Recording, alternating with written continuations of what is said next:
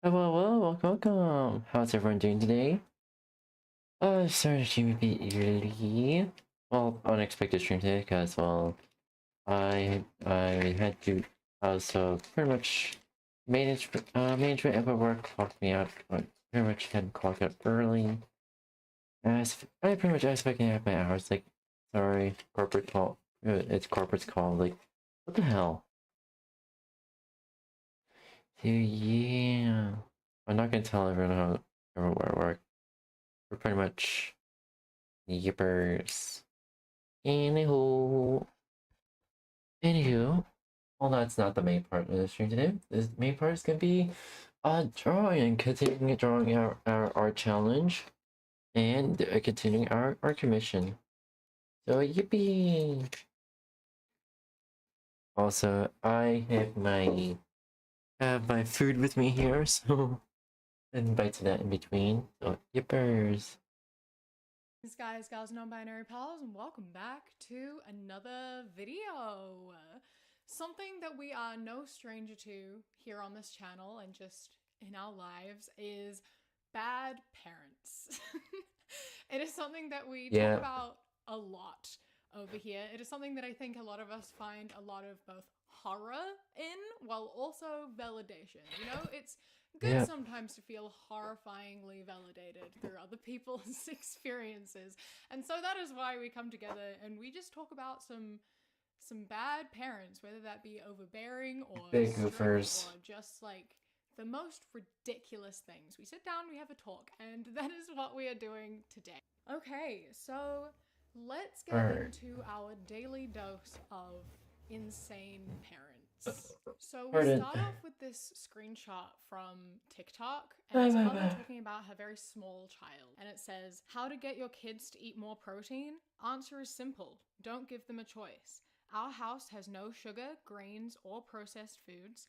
We even limit fruit until he has eaten enough protein. Did you just say no grains? So like no bread, no rice, no pasta? Like, does you not know that pretty much grains is required for diet for pretty much nutrition? Like, what the fuck? that's like no carbs almost, right? Like that's fucking ridiculous. Oh my god. Like it's bad enough to Seriously. not do sugar and processed foods, and like cutting out entire food groups in itself is terrible, but no grains as well. What are you eating? Like what are you eating? And you're limiting fruit as well. There is such a massive issue with like almond moms, as they're called. Maybe I should make a video about almond moms. I might do that. We'll come back to that later. But there's such a massive issue with that, with like parents controlling their kids' food like so intensely, cutting out entire food groups and setting like really strict food rules. Like that is not the positive thing that you think it is. That's just instilling bad views of food and encouraging eating disorders.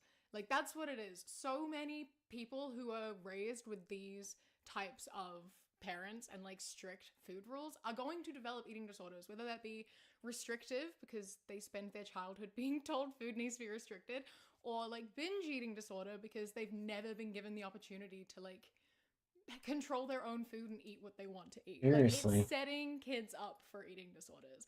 And it's ridiculous that they don't seem to realize this or don't seem to care, because I guess they have eating disorders themselves and are just putting that onto their kids as well. But like it is.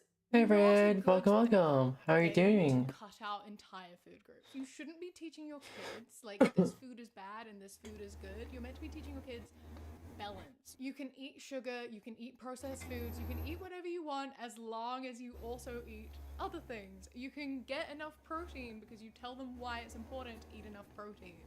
And you just encourage balance. And if you give them the food in a way that is enjoyable and you tell them why it's good and then you eat it as well, you're likely to raise someone with good food morals. Don't restrict food intake and don't tell kids that food is good or bad, because food is not good or bad. It's just different. It has different nutritional value and you just eat different amounts of it at different times of day, whatever.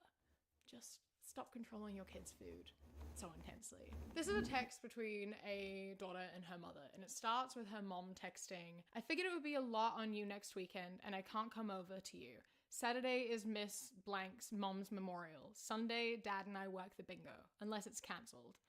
I don't want you over here next weekend. I know. Plus, if you were here, it would probably get in the way. Like I said, Saturday to Monday, I have stuff going on. It kind of sounds dismissive, like you don't need us in your life. I did not say Goofers. that. It sounds that way. We've always enjoyed Memorial Day. Cousin is already crying over it. Yesterday was a year that her spouse went into the hospital. We were both crying. No, but when you're here, it's hard to relax when you're asking what I'm doing or why I'm watching something. Good grief. Of course it's all my fault. Of course. Thanks a lot, Mum. You gave us enough. I don't need you anymore. Bye. Thanks. Goofers. I did not say any of that.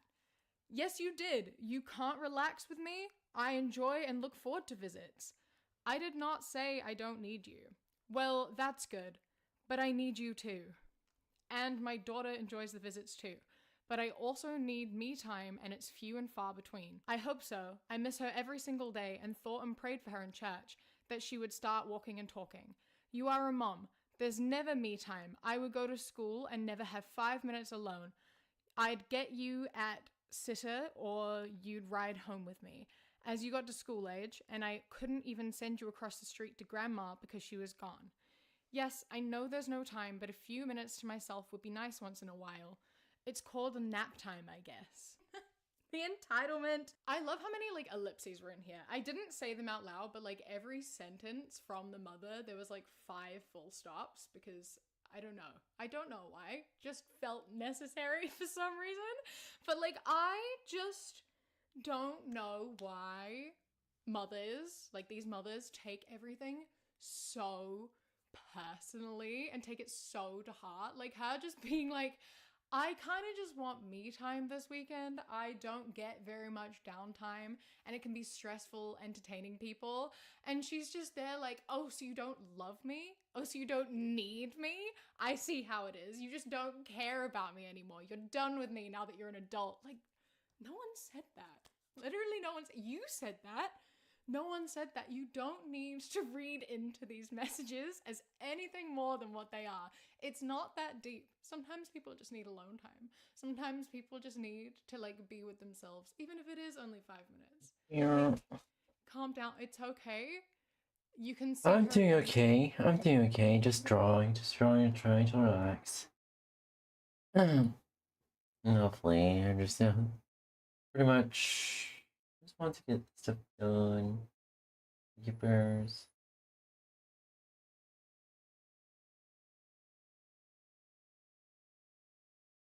Alright. Some other time. Your granddaughter will be there some other time. She's allowed to have peace and quiet.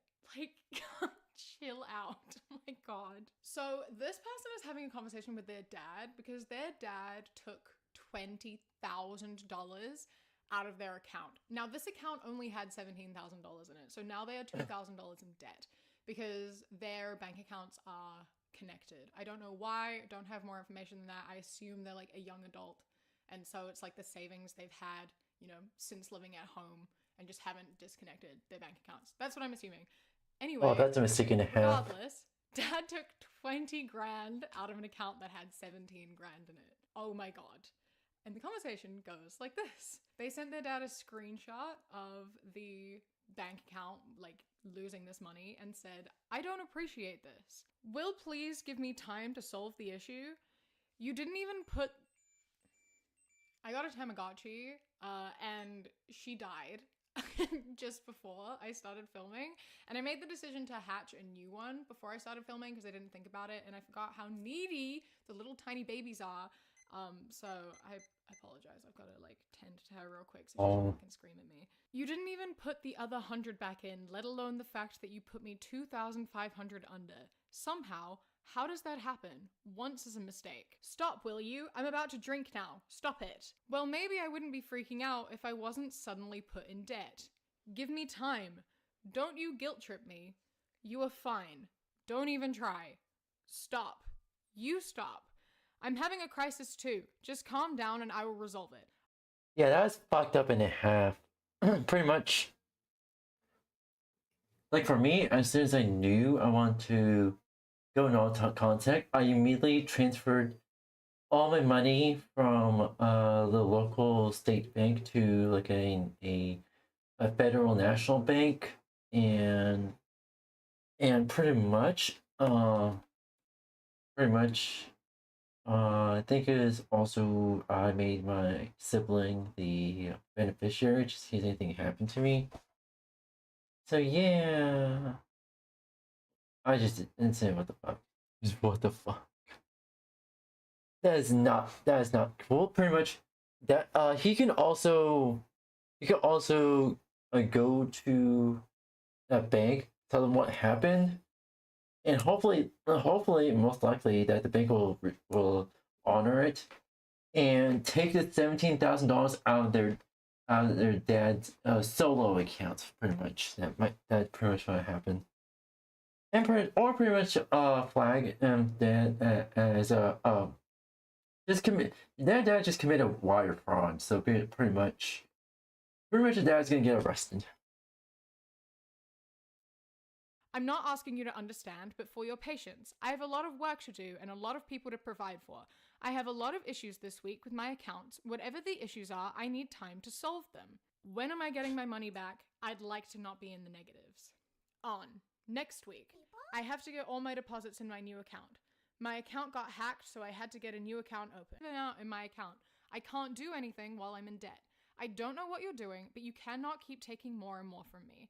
I'm literally in the negatives when I had over 17,000 before, not to mention the fact that I had to go into my savings because you wouldn't.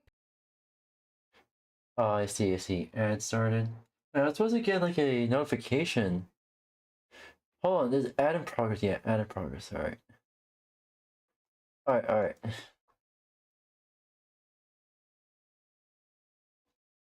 Alright. Time for a break. An ad started.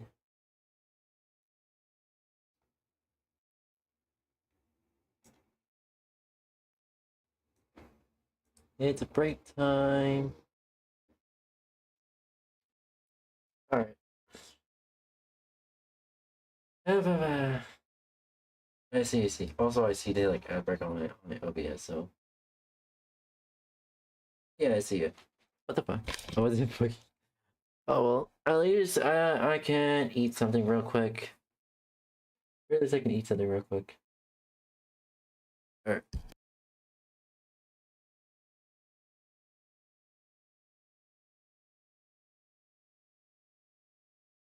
Anywho, how's everyone's day?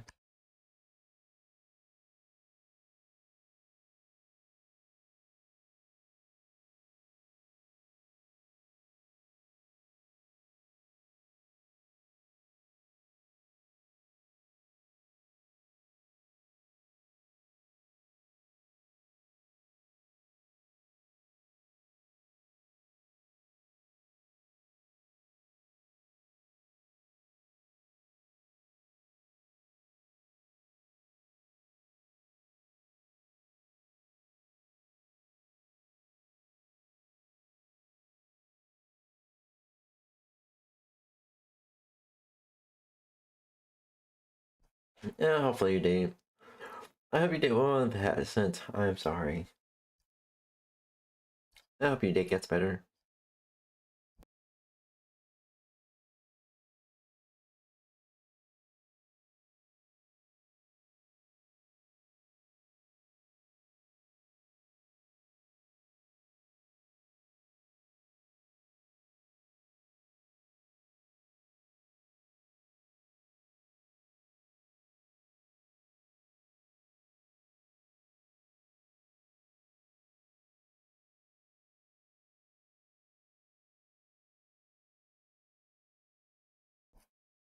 Oh, well, welcome back. Welcome back, everyone. Now time to continue drawing. Let's fucking go. Pay for mom's car after specifically saying that you would. I can't keep doing this. I'm not going to jeopardize my own financial situation to fund whatever games you're playing. Fix the problems that you started. I don't care what me telling me all ahead last time. I will sell off all assets and pay off all loans and loan from your dollars from your kid. And then when they're like, hey, what the fuck? Can I have my money back? You turn around and are like, you're abusing me. How dare you? I'm not where many parents do just try Yep, I see. to spin situations completely and be like, yeah, well, like you're my kid. So you have to be nice to me? I gave you everything. I raised you. So you just saying no to me? That's abuse. Like, bro. Also here being like, I'll give you the $15,000. You took $20,000, not 15, $20,000. You need to give all of that back. Now, I would love to say in this situation you need to get the cops involved, but I don't know how it works if your bank accounts were joined. Like, legally, is he able to steal that 20 grand? Because No, he legally like, can't. I don't know how it works, but I do. So basically with the joint account, pretty much I had asked this with like the local state bank that I had, and pretty much it's actually illegal to pretty much take money from like your child without consent. And pretty much, especially when your child's over 18, they can legally file a wire fraud dispute, and your parents can actually be arrested for that. Yeah, if you have like a joint bank account with your parents decide to take money from you, file for a wire fraud charge, and watch your parents get arrested, because that shit is instant decades in federal prison. That is on par with fucking computer fraud and protection charge. That's pretty much a computer fraud charge, pretty much. They will try to, not only as wire fraud, but they will try to add computer fraud on top of that, so they can get charged. Cousin went and got their own bank account that their dad didn't have any access to, because oh my god, what the fuck? Oh my god. Imagine stealing $20,000 off your kid. Imagine waking up one day and having $20,000 stolen off of you from a parent, and then having that somehow be your fault. Hey, maybe don't take money that you can't pay back. By the way, this person didn't get their money back. They still haven't got their money back. I don't know how long it's been, but like, it had been over the week, and the money had not returned to them. And that surely can't be legal. That surely cannot be legal. It's actually illegal. How do you play the victim in this situation? In what world could you possibly spin this situation so that you, someone who took 20 grand from their kid, is the victim? Astounding. I don't know how. That he stayed true to his word and did just give them the money back eventually, and also did just remove himself from their lives, because like, they deserve better than a dad who's gonna steal $20,000 from them. Fucking hell. Oh my god. Here's another text conversation, because a lot of these text conversations between someone and their mother, and their mom's contact name is Spawn Point, and that's fucking brilliant. That's so funny. And it starts with their mom Spawn Point. That's fucking brilliant. Honestly, I have pretty much, I since removed her from contacts, but pretty much I had her as birther. Literally the most scientifically accurate way to insult someone is to put their contact name as birther.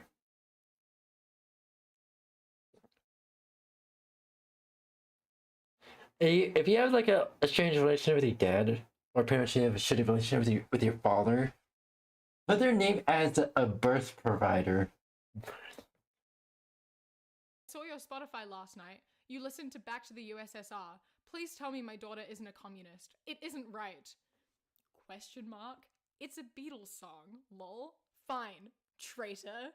Traitor to what? The song's not even meant to be political. And then she sent the lyrics, which, of course, are not even remotely political. I guess the Beatles were traitors too then.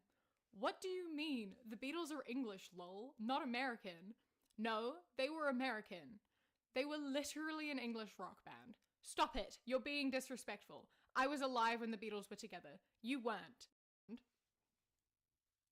Born in 1980. Fine. If you want to be disrespectful and rude like that, don't come back home this summer. Don't call your sister either. I doubt she'll respond. Fine. What? This is Jesus Christ. Overreaction to something I have ever seen. Oh my god.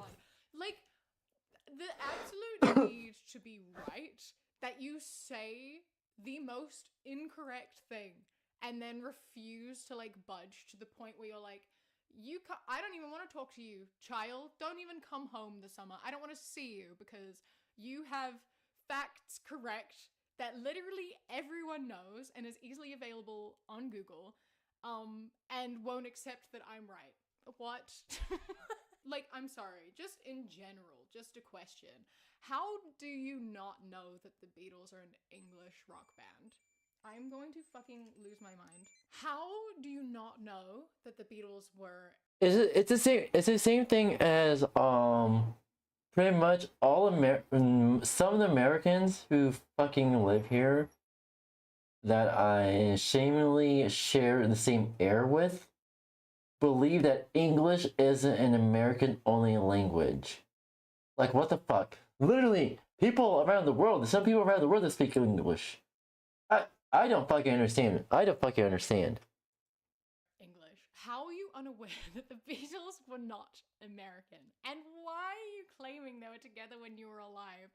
If it was like years before you were born when they broke up, like, you surely knew that information. That information is readily available to everyone, and yet you're still insistent on being like, no, you're wrong, actually, and I'm right, and how dare you disagree?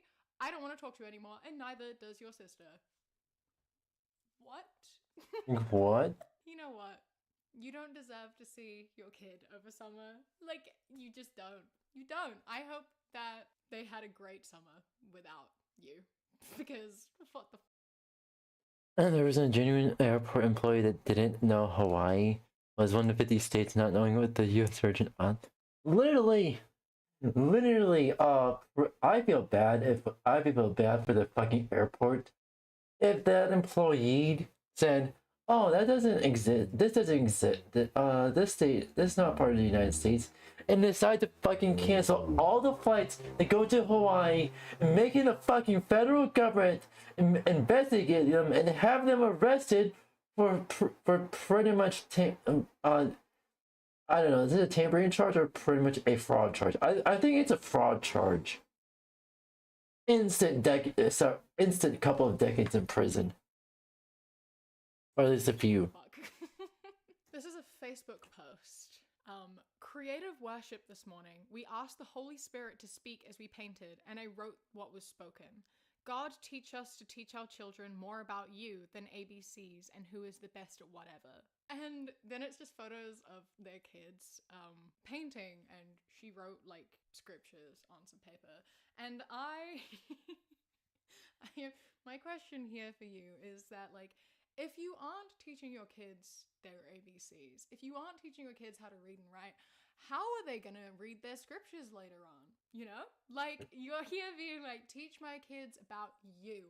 I want to teach my kids about God, not their letters. That's unimportant. That's like way less important than learning about God. But how are they gonna be learning? Well, he's making trying to show him pass for Hawaii. What happened in the end? Did the employee get fired? Did they get arrested? What happened? About God if they can't read and write? Like, how can they read their Bibles if they don't know how to read their Bibles? Like, reading and write, like, they're really, really important skills. They are incredibly important. You should definitely be teaching your kids how to read. If not because they are just important skills to have, then at least do it so they can do their Bible studies correctly. If that's going to be your only motivator, if God is your only motivator, then please teach. Play got fired. That's good. Play got fired. That's good. I just imagine not sending your kids to school and letting God teach them through painting, because that's more important than the alphabet. Here's another text conversation between a father and his son. Son, I hope you're doing good. I know you're away from home in California. Is it possible to send your mom some allowance every month? I can't not give her an allowance. It's so hard to make ends meet. I think I have under our estimated need. I would say $200 a month would make her very happy. Let me know what you think. Dad, I'm sorry to bother you. It's not possible yet, Dad. I start loan payments next month and we're saving for the wedding and the house. I can reconsider once I'm a bit more established. Okay. It is common practice in Korean culture for children I Bruh. want you to send $200 every month and to These are Korean parents. Asian parents. Here's the thing. Asian parents. I had the same fucking bullshit happen to me, or pretty much tried to be done to me, from my Asian birther. Seriously. especially my stepdad, which I don't. Here's the thing. By the time I pretty much went no contact, my stepdad was a bus driver, was a school bus driver. He barely made shit, pretty much. And my mom was the one who became the breadwinner. Birther became the breadwinner, but yeah. And they had made me pay rent for pretty much. I understand the common practice. Sure, maybe $200, maybe 100, 150, 200 is pushing it.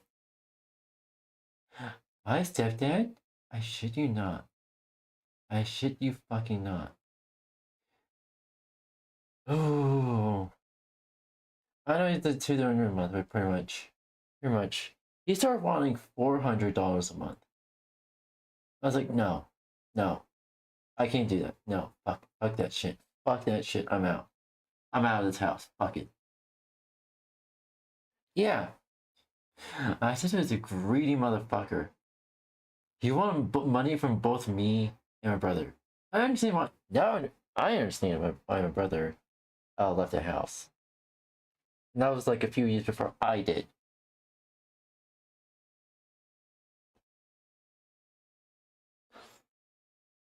So yeah, ow.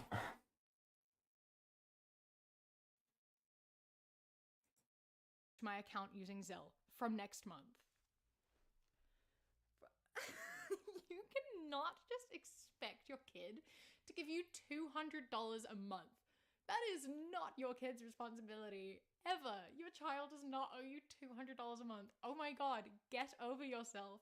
You cannot come in here and try to use your culture to guilt trip your child into giving you $200 a month. That is not his responsibility.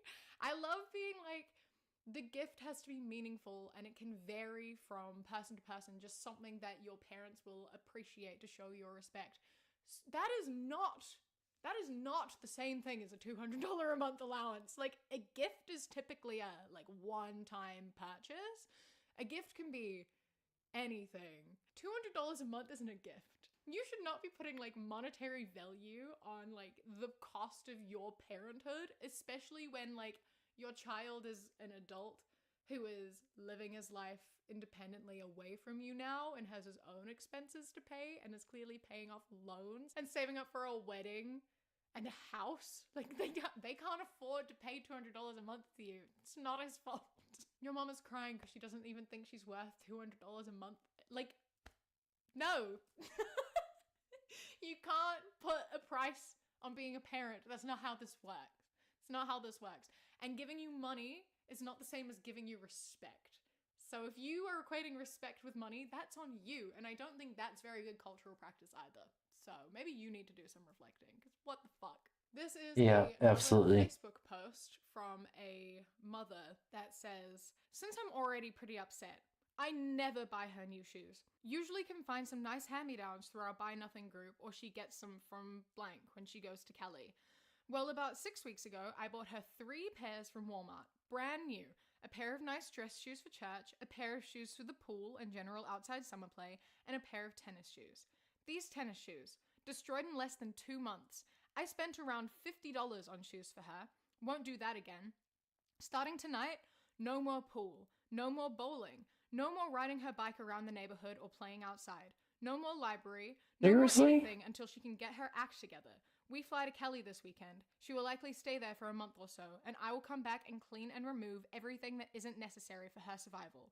I am on the verge of breaking. And for context, this kid is 9 years old and also is not allowed any— That's on the fucking parent. Here's the fucking thing. I don't fucking understand why parents expect children as young as 9 or 10 to be as responsible as adults. What the fuck? That's literally how you fucking give your child trauma and parentify them. What the fuck?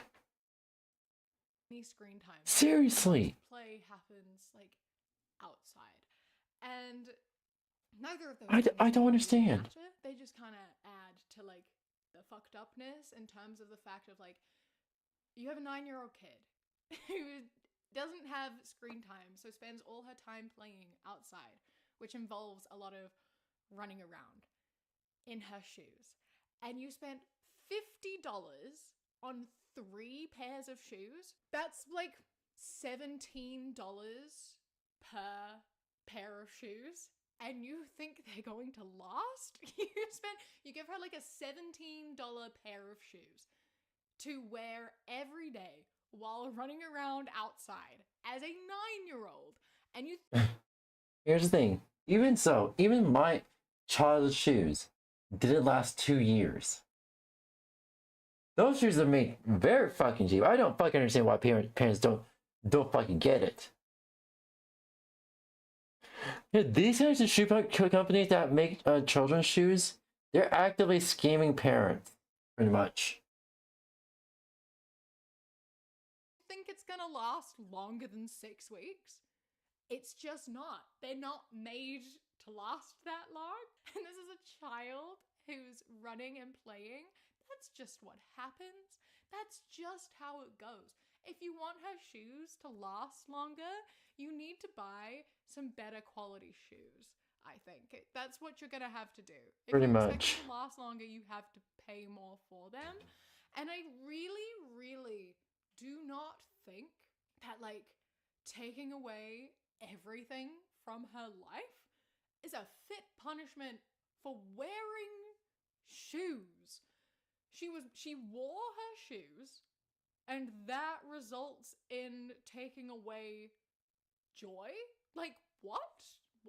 You shouldn't have kids, I think, is the takeaway from this. If you're going to punish your child for wearing shoes, you shouldn't have kids. The solution here is to get better shoes or not care if they get a bit beat up, because they're gonna get a bit beat up, or let your kid play in bare feet. I don't know where you live. I don't know the area. Maybe that is unsafe. But where I'm from, we just run around and play in bare feet all the time. We don't wear shoes as kids. We're on the playground, we're in the park, we're just not wearing shoes. And if that's safe to do, then you save yourself an issue there, don't you? This is another conversation between a mother and their child, and the mother's like name is just the middle finger emoji, which I think really speaks volumes, doesn't it? Yeah. Where are you? Carlos, why isn't your location on? I'm going to take your phone away. Mom, I have my own apartment. I pay for my own phone. I pay rent. I have my own car. I'm not gonna have you tracking my phone and letting you see what I'm doing. Literally, if the mother tries to take your phone away, literally they could just go to like roommate or pretty much a neighbor, get a theft charge on the mom and have the mom arrested. But here's the thing I don't understand. Why doesn't these parents, they think they understand the law, but they actually don't. They think they can take away things from adult children. Sure, it may be an issue, it may be iffy for them to not living on their head, but if they're living on their own, they do that, they're gonna get arrested. And the parents are not gonna like it. Here's the thing, I've seen parents that get arrested and they try to beat up the cops for it. They try to beat up the cops, and pretty much they got tased, taken down. And I think there's 1 or 2 cases where the father got shot. But yeah. And my search history. The last time I checked, you were selling drugs and smoking cigarettes with your little gang friends. 1, I was 16 and 17, and I quit both. And my friends are actually good people, unlike someone I'm currently talking to over text right now. I'm taking you to church. I'm on my way now. There isn't mass at 6 p.m. on a Tuesday. This person's 22, by the way. So I love the, like, last I checked being 6 years ago. Like, You haven't checked for a while then, have you? Not really been keeping up to date with what your kid's doing. And for someone who seems to not know a single thing about your child, you really seem to want to know a lot, like need to know a lot. Why? How? How are you threatening to take away the phone of your kid who is an adult that doesn't even live with you? How is that something that occurs? How does that even come through your mind? Hey, turn on your location or I'm gonna take your phone. Ma'am, that is a grown-ass adult who doesn't owe you shit. Who doesn't live with you. Like, what are you doing? What are you doing? That level of entitlement is fucking ridiculous. Imagine if your mother did that to you. That's what always makes me laugh about these things, is that these parents are obviously also fully grown adults living independent lives, and they have these like over-controlling things where they're telling their grown-ass adult children to send them their location. Imagine if their parents did that to them now. They would be like, what the fuck? Why do I owe you that? I'm an adult. It's like, yeah, exactly. You're an adult. Your kid is an adult. You need to let go. You shouldn't have even been doing that shit when they were younger either. But like, come on. Come on, the threat is ridiculous. You try to steal your kid's phone and you're gonna get arrested because it's not your property. Once again, another conversation between mother and child. Have you considered— Parents probably already know that, and they're still gonna try to do it and be surprised that they're getting arrested for it. I've seen parents like that. They did get arrested for destroying the children's property of their own home, of the child's home.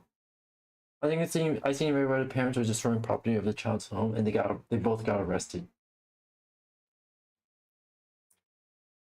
And then extended family tried to do the same thing, and all of them got arrested. Some people just don't have fucking common sense. that I'm tired of listening to your problems? It's not only exhausting, it's annoying. I'm not your therapist. I am your mother. I didn't say you were my therapist. I answered honestly when you asked me how I was doing. And I mean, I'm not a parent or anything, but if I knew that I was one of the first people my kid came to when they felt sad or upset about something, it would comfort me to know they trusted me enough to seek out my help if they needed it. So I must be the worst mother in the world then. You are the worst mother in the world. The level the level of lack of self-awareness is astonishing. That line. Mom, I didn't say that either. All I know is that I never felt entitled enough to ask my parents for anything. I never assumed that past 18 they owed me help or assistance. Since you think it must be so easy to be a parent, I hope you do become one. I hope you have a daughter just like you. Maybe then you'll realize that even though I may not have been the best mother on the planet, you weren't the easiest child to deal with either. I don't think it's easy to be a parent, but I do think that I was and am your kid, and that when I have one of my own, I plan to do things differently. I hope I have a daughter just like me too. I think it would be incredibly easy to love her. That last line, fucking is so beautiful and powerful. And I saw people talking about this on Twitter the other day of like, yeah, having a kid who's just like you and realizing how easy they are to love. Like, ouch. Such a lovely revelation to come to though. Like such a lovely realization to be like, if you felt unlovable as a kid, but then you have a kid like you, to realize that it was never your fault. You are lovable. You just had crappy people around you. And I know that you can tell yourself that, and you know that as an adult it was never your fault because you were a kid, but that like validation is painful and beautiful. But anyway, the whole conversation it's fucking that line of being like, if I was a mother, I would be happy my kid came to talk to me, and just turning around and being like, oh, absolutely. So I'm the worst mother in the world then? It's like, oh my god, why did you jump there? No one said that. You're the one reading into that. If that's how you interpret that, if that's how you feel, then that sounds like you have some healing to do. That's some reflecting that you've got to do on your behalf. And then switching and turning that, being like, I might not have been the best mom, but you weren't the best kid. Like, fucking hell. This just started with her being like, I'm not Yeah, doing fucking hell with that. Fucking hell. But seriously, that mom needs some therapy. That mom needs some therapy. great at the moment. I'd like to have a conversation with my mother. And it turned into just being insulting and horrible. But there's no need. There was literally no need. It's so immature. Just like have a conversation like an adult. Please. I didn't feel entitled to anything from my parents when I was past 18. Okay, then maybe you had crappy parents too. Like, maybe you shouldn't be trying to be your parents. Maybe you should be trying to be the best parent for your kid. I didn't feel like I needed anything from my parents. I didn't want anything from them. Okay, but surely you want your kid to trust you. Surely you want to have a good relationship with your kid. Apparently not. Another text conversation between mother and child. Is there something wrong that you don't want to accept a gift of outdoor furniture from us? I'd really like to know and understand. It seems like there's some growing issues between us, and I'd like us to resolve whatever it is. No, I just have a lot on my plate and things slip through the cracks. That is the same reason why I haven't ordered our dehumidifier yet, along with a dozen other things that I am trying to keep up with. We both really appreciate you guys being willing to get us patio furniture, we just have not sat down and looked at it together yet. I love you, but we do need to talk about boundaries today when I stop by. What do you mean? What have I done? It would be better to have a conversation face to face, I think. I don't think so. What's the problem? This is a conversation I want us to have in person to reduce any miscommunication. You know what? I'll just have your dad bring your stuff to you and we'll be done. I'll be out of your life. You don't have to talk to me, answer my texts, come over here, or even let me do things for you. I'll send you the bill for what you owe me, and when it's paid, we'll separate our banking accounts. No worries, I'm out. Wow, not what I was expecting. You'd rather opt out of my life instead of having an adult conversation in just a few hours? If that's how you'd like to play it, I will respect your decision, but that is not what I wanted. I believe I'm just giving you what you want. I've tried so hard to be a part of your life, but you just keep shutting me Seriously. down. It's not what I want. I just have to keep my sanity, and constantly getting my heart stomped on is having a significant impact on my health. It's become obvious that you don't want to spend time with me, you don't want to text or talk with me about your life, we are no longer close. I don't know what else to do. Just outline your boundaries here for me so I understand what the problem is from your perspective. I really need the outline, please. You can believe that if you want, but it's not true. I'm not sure where you're getting that I don't want to spend time with you, as I'm trying to set up a conversation in person. When you're ready to do that, let me know. Again, I love you, whether you want to believe that or not. I'm trying to make it so our relationship can be better, not worse. Then what are the boundaries? Again, we can talk about that in person. That's all I'm saying over text. Well then, we're done talking. I'm out of your life. You and have a nice one. Hope you're both very happy together. Got it. And then they stopped sharing their location. Log out of Prime Video. You no longer have permission to use it, and you no longer have access to my Prime account. You'll get the latest order coming this well, then you'll be done using it. You can also make your appointment with, as we won't be going together. If that's what you want, I will respect it. You give up so easily. You confirm what I suspected. You'll need to come get your storage stuff or I'll be getting rid of it. No, I'm just not fighting you on this or chasing you. I told you multiple times I wanted to talk in person, but you made it clear it had to be your way or else I'm not your daughter anymore. I'm not falling for that type of manipulation. And okay, when is your deadline for picking up my storage stuff?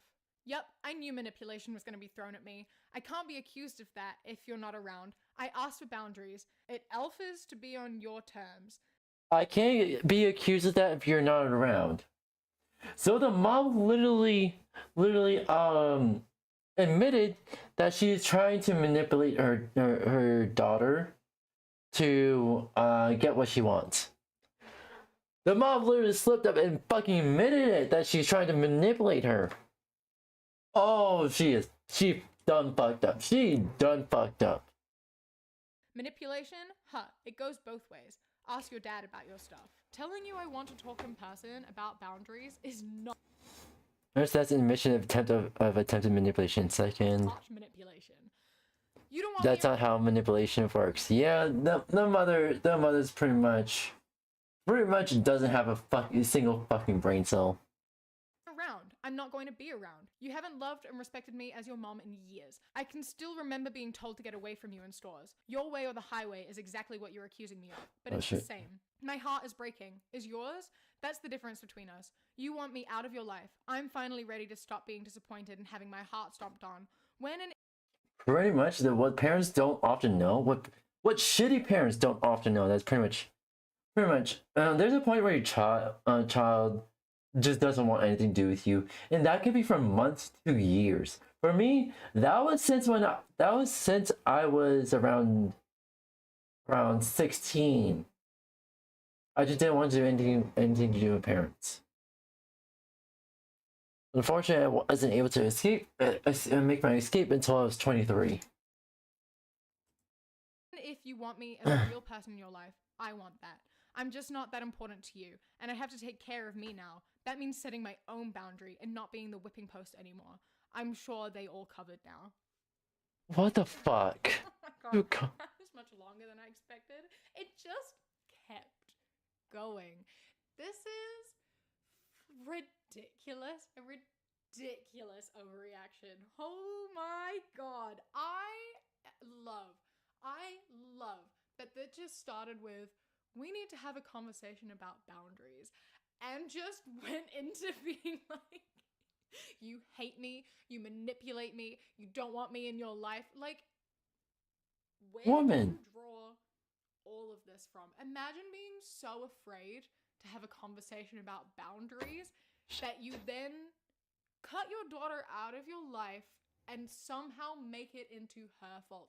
I so respect how she was handling this though, the daughter, like, in the way of like not ever losing her cool, like was anticipated, like not apologizing, not walking back. Hi Ark. Hi Arky Ark. How are you doing? How are you doing today? How are you doing, cutie? Have you been a good girl? Have you been a good girl, Arky Ark? Hello Blitzy, and hello all Blitzies who just joined. Welcome. Nothing. Just carrying on, staying very like explaining what was going on and being like, I'm just asking to set boundaries. You can do what you want. If you want to end the relationship, you can do that, because it just makes the mother look more and more. Arms hurt, yes, see. Ooh, okay, it's good, it's good. Yeah, doing okay. Unfortunately, I was pretty much, I had to clock out. Pretty much, Android made the call to clock me out early. And so I'm just doing stream to actually like try to make some money. And that. Ridiculous as it goes, as she tries to dig in further and further. The manipulation was being attempted, and the way it was not being like taken on board was so frustrating for her. And it was so funny to watch that sort of happen, and just trying so hard to get under her skin and having it just not work, having it fall apart completely. And I'm really curious to know what happened like 3 days later. Like, what was the aftermath of this? Because obviously it's not actually what her mother wanted. This is not how she wanted the conversation to go. She just wanted to be told the boundaries over text so that she could blow up and miscommunicate and like get mad and defensive over text and not in person. And I love that she was just not given that. She was just not given the chance, and it just made her look fucking ridiculous. Because she is ridiculous. That's so. She is. She made a fool of herself. Caving in that. It is so easy to be like, to be told that and be like, oh, I'm sorry, yeah, because it's like overwhelming. And it's scary and it's hard when someone that you love and have been taught that you have to like, Alright, there we go. Whatever, like starts being like mad at you and threatening to end a relationship. And you do sort of start to question yourself because you just want it to be over and get through this uncomfortableness. So sticking it out is like truly incredibly admirable, and I love the way that this played out. And like, you know, no fucking loss, really, is it? It's on her to take the step to fix the relationship. If she wants, she can do that, and like, you know, responsibility free. When you've tried to set boundaries and she won't respect them, that's on her. Just I'm obsessed with the way this exactly. I fucking laugh so much at how some of these like narcissistic mothers respond and act and try to manipulate and turn it back on you, and it's like fucking astounding. It's horrible. It's horrible. It's not funny. It's like truly terrible and it sucks so bad.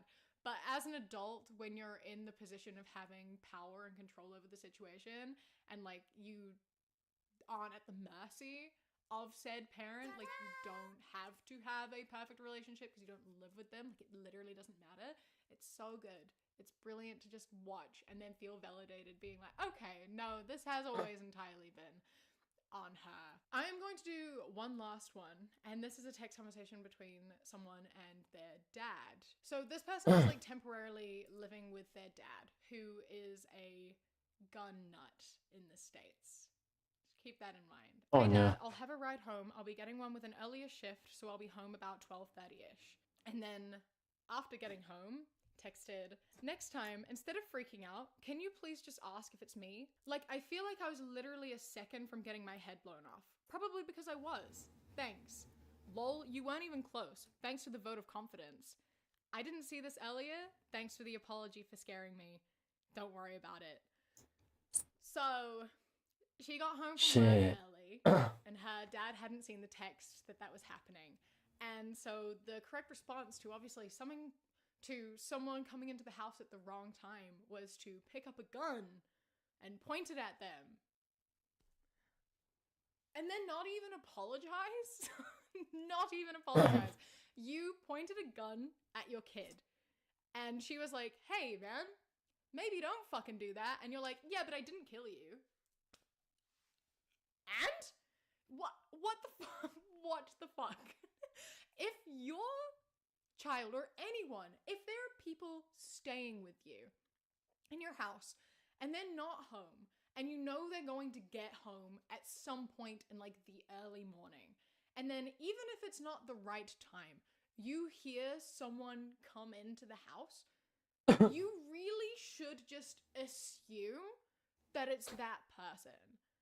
You know, like how is the first thing you do grabbing a gun? Like my first thought would be, oh, they must be back home early. But no, it just seems very much that this man just wants to shoot someone with the excuse of trespassing, because like that should not be the first reaction that you have. That's terrifying. Like, if it's that easy to get into your house, you're clearly not trying very hard to deter people. Like, you could get a Ring doorbell if you're that paranoid. You could get higher security if you're that paranoid, instead of just like listening for someone coming to the door and then picking up your gun and being like, I can shoot someone. That's so scary. That's so scary. I find it so terrifying, the idea that like people just do that too. Like, will kill an invader of their house. Putting your property over the life of someone is so horrifyingly fucked up to me. Someone could come into my house and take everything I own. Literally, they could take everything I own. And there's not a single piece of me that would want them dead, let alone at my own hands. There is really nothing anyone could do that would ever make me want to kill them. There's pretty much nothing, I would say. That is, and it's astounding to me. Seriously. Someone entering your house. There's probably someone lives in the South, more specifically Texas. Is enough for you to be like, I'm gonna shoot them. What the fuck? Especially like, you know, and you know it's not just self-defense because he went out there. He didn't just stay in his room with his gun to be like, I'll defend myself if they come in here. It was actively going and finding them and pointing the gun at them. That is attempted murder. Come on. And they didn't even apologize. People are scary. People are fucking terrifying. If you are that type of person, you shouldn't be allowed a firearm. In my just personal opinion, if you were just trigger happy, you should not be allowed a firearm. Anyway, this has been our dose of insane parents. I think that they were pretty horrible today. Yeah. Some people shouldn't have kids, and some people need to just reflect on themselves and their communication. Exactly. I hope that you enjoyed. Don't forget to leave a like, comment, and subscribe. I hope that you enjoy the rest of your Alright. And turn to for the next video.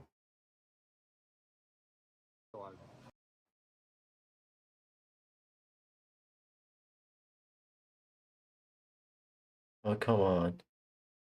I feel there's no... Is there?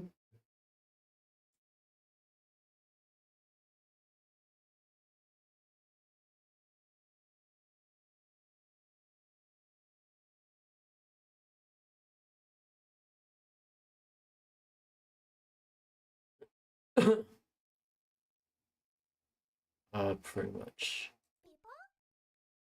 Resize this. There we go. Alright. How's everyone doing today? Hopefully everyone's doing well. 4.93, 1.83. Those are horrible. They're Another so one, off. 5.62, 2.53. Oh my god. You said we don't even have a way of reweighing this stuff. No, We you don't can't even have reweigh a it? scale. No. Did he just say that Walmart employees don't have a scale in the meat department? There was no scales in the back for weighing. Do you remember that? Is he going back there? He's going back there! All right, you guys. All we right. need to cry. Roast keep this. We'll have our mark. You sit, look, keep knocking. All right, You let's see weigh this. these one by one. Okay. 4, 4, 5. It's a big deal about. You guys this package somewhere else and brought here? My point is, one, Walmart is responsible for anything that's on its shelves. Yep. Whether it's labeled properly or not. Yep. Exactly. And number two, they're also responsible for profiting off of it. That meat that's packaged at other facilities, at the purveyors, they pay for it by weight, by case, or by pallet. So the label with the 5-pound ham that's actually $2, they pay cost for $2 on that, and it goes onto their shelf, and they profit from that when somebody accidentally buys it or doesn't have the due diligence to check. Yeah, so let's do some mental math, right? And you... Hi Void! Welcome, welcome! How are you doing today? Hopefully you're doing well. I didn't expect you to join here. Welcome, welcome. Hopefully you're doing well. How you been? It's been a long time. I'm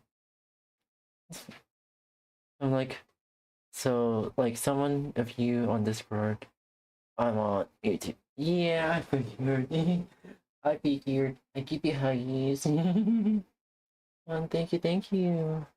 Also, Ark, thank you for the hugs. Mwah. Also, also, everyone gets kisses. Boy gets kisses. Ark gets kisses. Red gets kisses. Yeah, I wish that there was like some way to have like the same Twitch Redeem Awards, but on YouTube. I mean, there's a way, but you have to have money. It's like come on, why can't we just use points? And YouTube, don't fucking charge us to get points. Like, come on. Anywho, welcome. I say Void is such a cutie, Ark is such a cutie, and Red is such a cutie.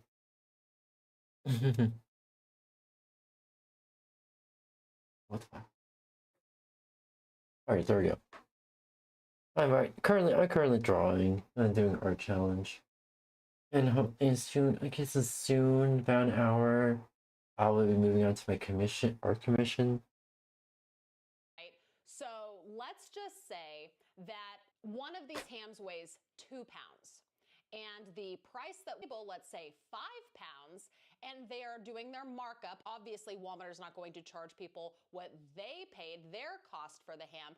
Let's say that they're going to charge their customers $11 per pound for the ham or the piece of meat, whatever. They're going to mark it up by over double, but they're getting even more than that because the weight that's printed on the label, the calculation that calculates the price of that piece of meat is also more. So if Walmart has an item that has 5 pounds on the label times $11, they're gonna charge you $55 for a piece of meat that they paid $10 cost for. Yeah, that's literally fraud. That's literally fraud and a half, and Walmart can get a class action lawsuit across the entirety of the United States. Walmart, you're fucking up real bad with this. Do you see how this is a big deal and how Walmart is basically double dipping on profits by deceiving their customers? How does anybody not see a problem with this? This is why Walmart has been sued before and they settled out of court because they knew that they fucked up. Walmart knew that this was wrong. They knew that they were responsible, and so they settled out of court. But guess what? A $45 million or a $55 million fine and funds to be paid to their customers that were harmed due to their deceptive, misleading weights, that's a drop in the bucket to them. It wasn't enough to get them to stop. It's still happening. And I'm sure some of you might be thinking the point, well, if this is happening, how can I fight back? What can I do? Well, first of all, you can utilize the scales that you can find. Now, they don't keep scales in the meat department for obvious reasons, but if you can find a scale, you can double check and make sure that you're being charged appropriately for one and that you're not getting screwed over. Your eyes can be open to this so that you can do whatever you can do to protect yourself and not overpay. The second thing you can do is if you do find a weight discrepancy, cause a stink at your Walmart. Let them know that people are noticing and maybe, just maybe, some sort of change will happen. Maybe more attorney generals will be contacted because this is wrong. This is a major corporation taking advantage of their customers and profiting big time off of it. So now that Jimmy went to 5 different stores and found multiple discrepancies, he is deciding to talk to management. So let's see what management has to say about this. How you doing? All right. So I was going through to buy a ham, and I picked one of these hams up here, and I looked at it. I was like, whoa, $24.60. And I looked at the poundage, right? So I took it over to your produce scale. It's over double the pounds. And then we just waited over there on the, she waited on the scale. All these hams are over double at $25. And what tipped me off is I came in the other day and got one, but I just put it back. I'm worried about other people. Like, how does that happen? And this, we don't even weigh anything. Here, so the manufacturer weighs it. Yeah. Even our But hamburger and all that. Is somebody supposed to like put an eye on this to make sure it doesn't go out or what? I mean, I found those in 30 seconds. Yeah. I mean, Walmart just had a class action lawsuit for $48 million over this stuff, didn't they? Last year? I haven't heard anything about it. Bullshit. Oh, no. Bullshit. Bullshit. I mean, I stopped after this many. So, I mean, I weighed them on your scale. She weighed them up here. So, like, what do you do at this point? So we don't even have a way of reweighing this stuff. No, you can't reweigh it? No. They probably do this intentionally. They probably intentionally have no scales on it. Here's the thing. There's no way they have no scales in the meat part. They have to fucking weigh that shit. Here's the thing. I've been to many big corporate grocery stores. Many of them have like the sliced meat and stuff like that and weighing. They have fucking scales. So that's fucking bullshit. There's no way Walmart doesn't have a scale. Or if a customer asks for a few slices of ham. Like, come on. So, I mean, You don't I'll have a just to scale? cleanse it out. Is that what you do? Yeah, Did he seriously just say that they don't have a scale? Did he just say that Walmart employees don't have a scale in the meat department? Liar, liar, pants on fire. donating to the food bank. Oh, you donate? Well, that's a good thing, yeah. But what it won't go to waste. what procedures do you guys have in? I know that manager's a liar because I've been pretty much once again, when I was an employee of Walmart, I've seen the meat department has a fucking scale. The manager's fucking lying. The manager's fucking lying. In place here to make sure that like this doesn't happen I'm again. gonna send it up to our home office. Okay. So they can contact you. Like do you have training procedures for people who put meat out? Like, do they look at the prices like I just did and say, wow? I mean, that throws you off. Obviously, we don't. But, Yeah. I'm I mean, gonna this show is it to this. I mean, them. I mean, what is it? Kentucky Legend? Yeah, they got something to do. They got some work to do there. Yeah. Because this is just one Walmart. This is 30 seconds. I found that. 30 Yeah, fucking the thing is, seconds. Millions of people, or millions of people shop at Walmart. They make Walmart makes $2 billion. Like if those went out, we probably pay. you pay the real We wage. pay them. Yeah, but Walmart paid I don't know. the real weight price because I don't know. they pay by the case weight or the case pallet, not by the label. I don't know. You don't know? I don't know how they, I mean. Yeah, I'm pretty sure that they. This manager is in no way equipped to handle somebody that has any sort of knowledge about this kind of thing, and I bet he is shitting his pants right now. Look at that face. Look at that face. That looks like the face of someone who is dropping a couple of browns in their britches. You get what I'm saying? They'll weigh the case. Yeah. The case weighs, despite what the labels say. So if those all went out the door, Walmart would have profited like a few $100s just off those 6 hams, or 7, 8, whatever have they, right? Yeah, sorry about that. All right. Well, Sorry about that. Guys, I'm here at Walmart again. This time I'm here for a different reason. This time I'm here because I'm very curious about the scale thing. In that video I made with the food coach, when I showed him all the hams that were almost double or more than double the weight, he told me that they didn't even have scales. Jimmy is so relentless about this, and I absolutely love it. I love it too. Absolutely. Link him down below if you want to go support him and follow along and see what he's able to accomplish with this mission that he is on about this. So Walmart, in the video that I made, Walmart said they don't have a scale. There was no scales in the back for weighing. Do you remember that? Is he going back there? He's going back there! There's a scale right there. So they're lying. Yeah, back there! There's a scale. There's a scale right there. So they're lying. Yeah. What do? Yep. They lie. Instead of training people with proper procedures, proper policies, and train their managers to do the right thing, they train them to lie, blame shift, and deceive. Yep. You can only use that excuse so far where you're like, well, we don't package the meats. We don't do that here. But you're still responsible for what you're selling your customers. There still needs to be checks and balances. This is illegal and they are going to get sued again. You watch. So before this lawsuit, They're gonna get, here's the thing, they're gonna get sued even bigger this time. This is not gonna be just a class action lawsuit. This is pretty much, this is pretty much a national lawsuit. This is a federal lawsuit. They settled out of court for the $45 million. The catalyst for that lawsuit was chicken. So we saw Jimmy find a lot of ham that was all, deceptively priced due to inaccurate weights on the label. But surely they fixed the chicken problem, right? Surely they fixed the chicken problem because that was the catalyst for their last lawsuit. The chicken's okay, right? Like, they fixed that. Walmart.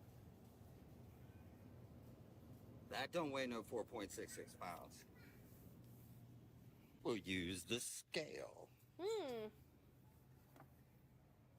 4.66? No. 2.37 pounds. Half They're the ripping weight. people, straight ripping people off. I'm going through every single one of these. Fucking scammer. Well, unfortunately, they didn't fix the chicken. The chicken is still a problem. Go figure. Who would have seen that coming? But you guys, now we're getting to the scary stuff because it's not just limited to the meat department. It's not just limited to the meat department. Check this out. All right, let's check it out. Cheese puffs.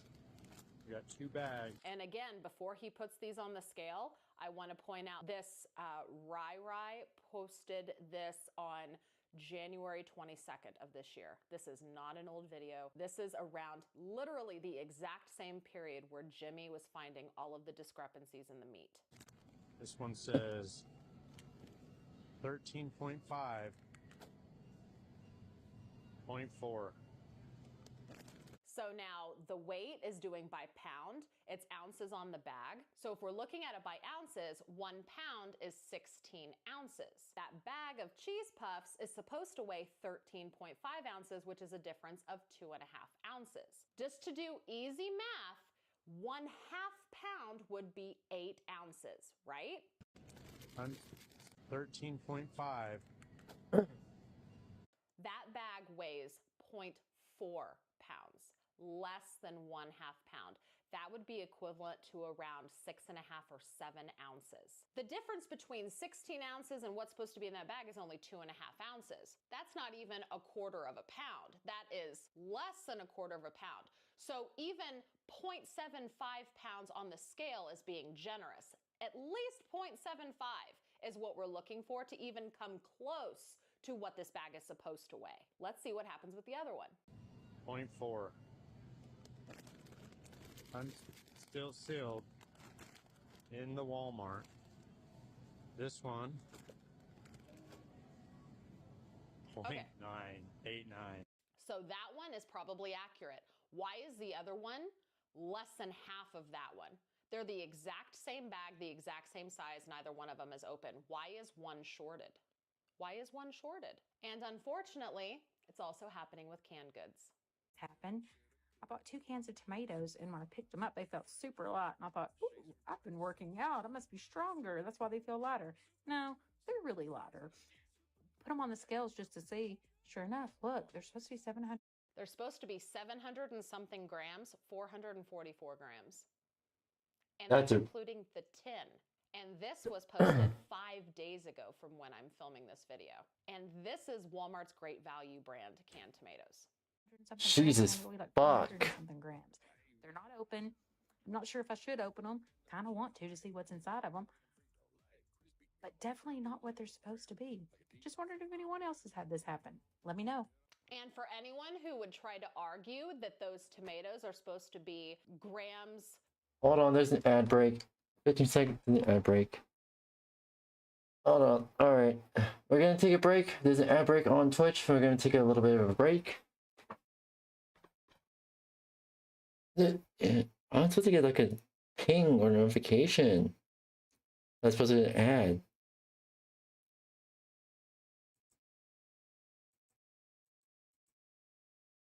Alright.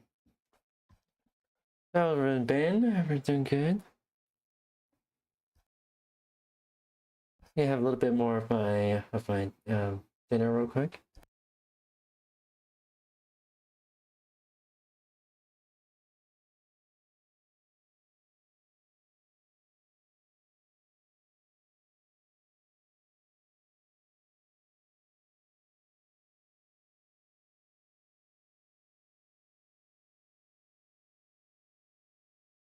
Hello, welcome. How are you doing today? My name is Brainwoods. I'm a Friday streamer. I'm currently drawing some art here right now to just a little bit of an art challenge. We're taking a little bit of a break. There's an ad playing on Twitch, but yeah. Meow.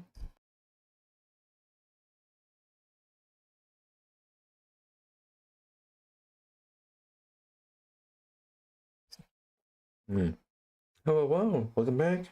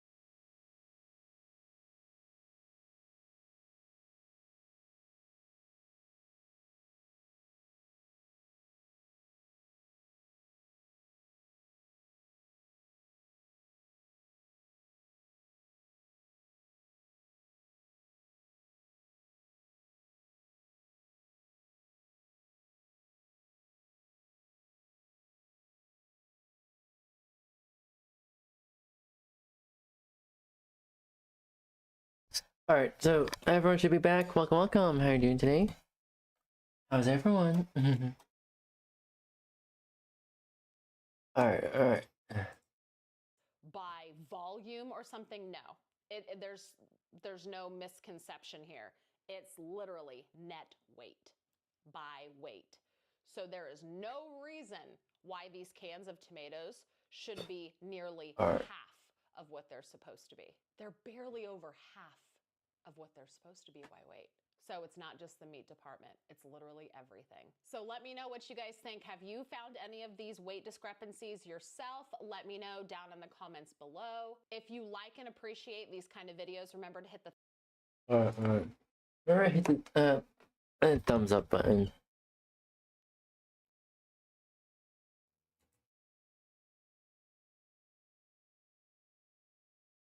Remember to hit the button.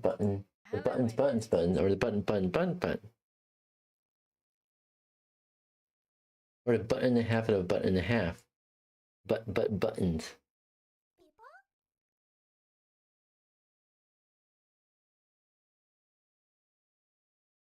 There we go.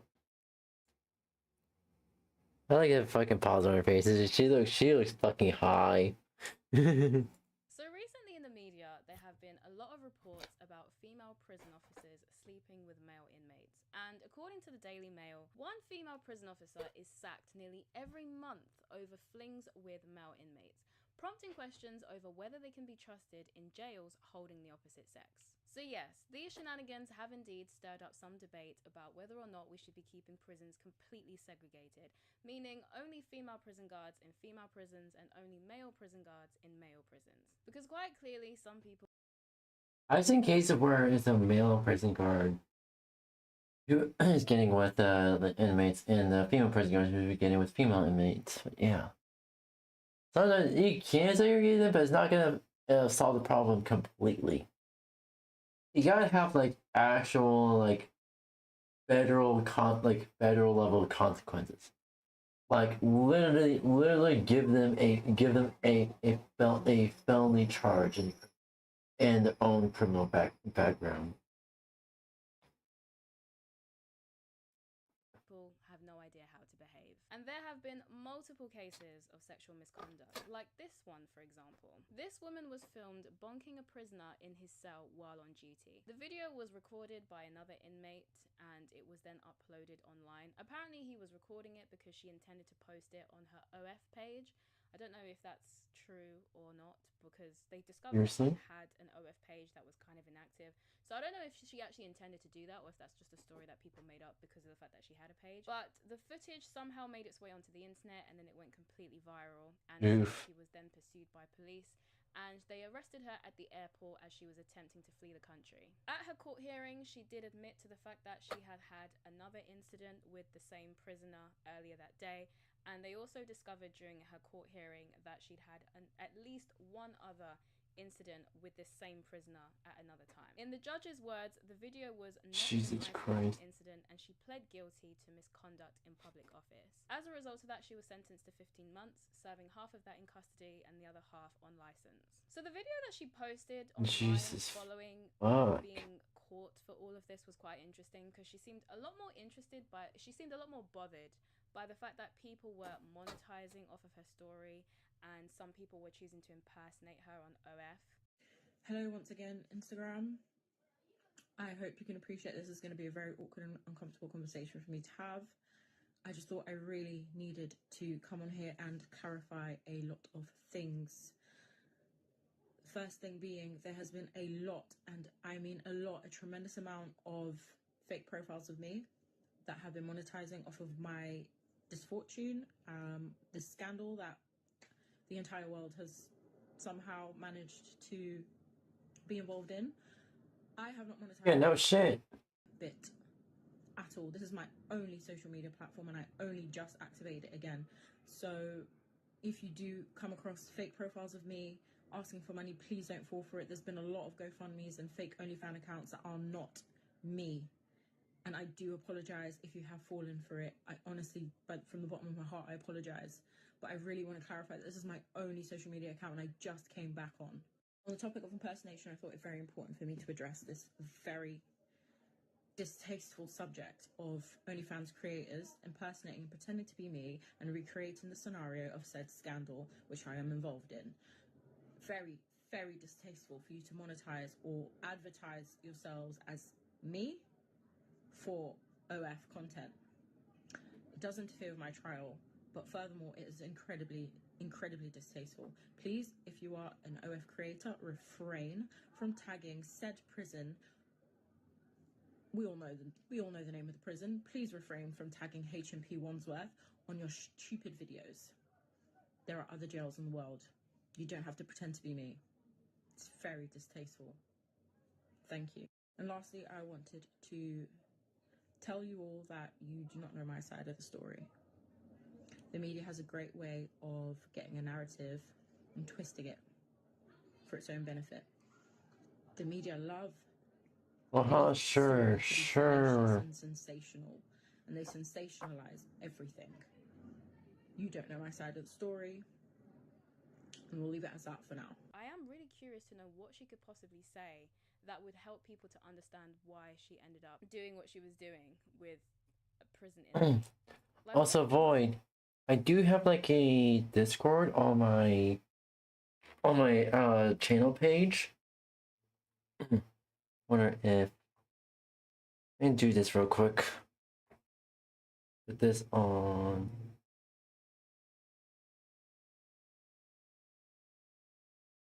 Thank you. Nope.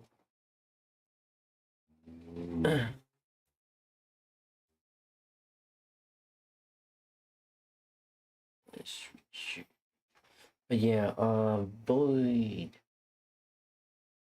If you want, you could go ahead. My Discord page is linked in my channel.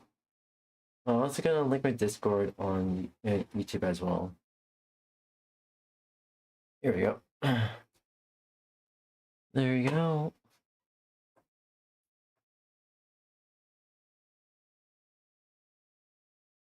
All right. What side of your story could you possibly share that would make people understand why you did that? Unless she's gonna...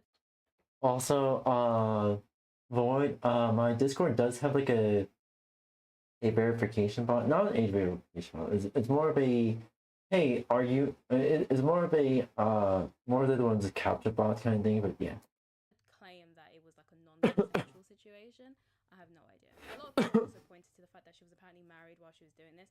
I did look into that, and it is true. She was married when she did this, but her and her husband are apparently swingers. Monogamy is a social construct that.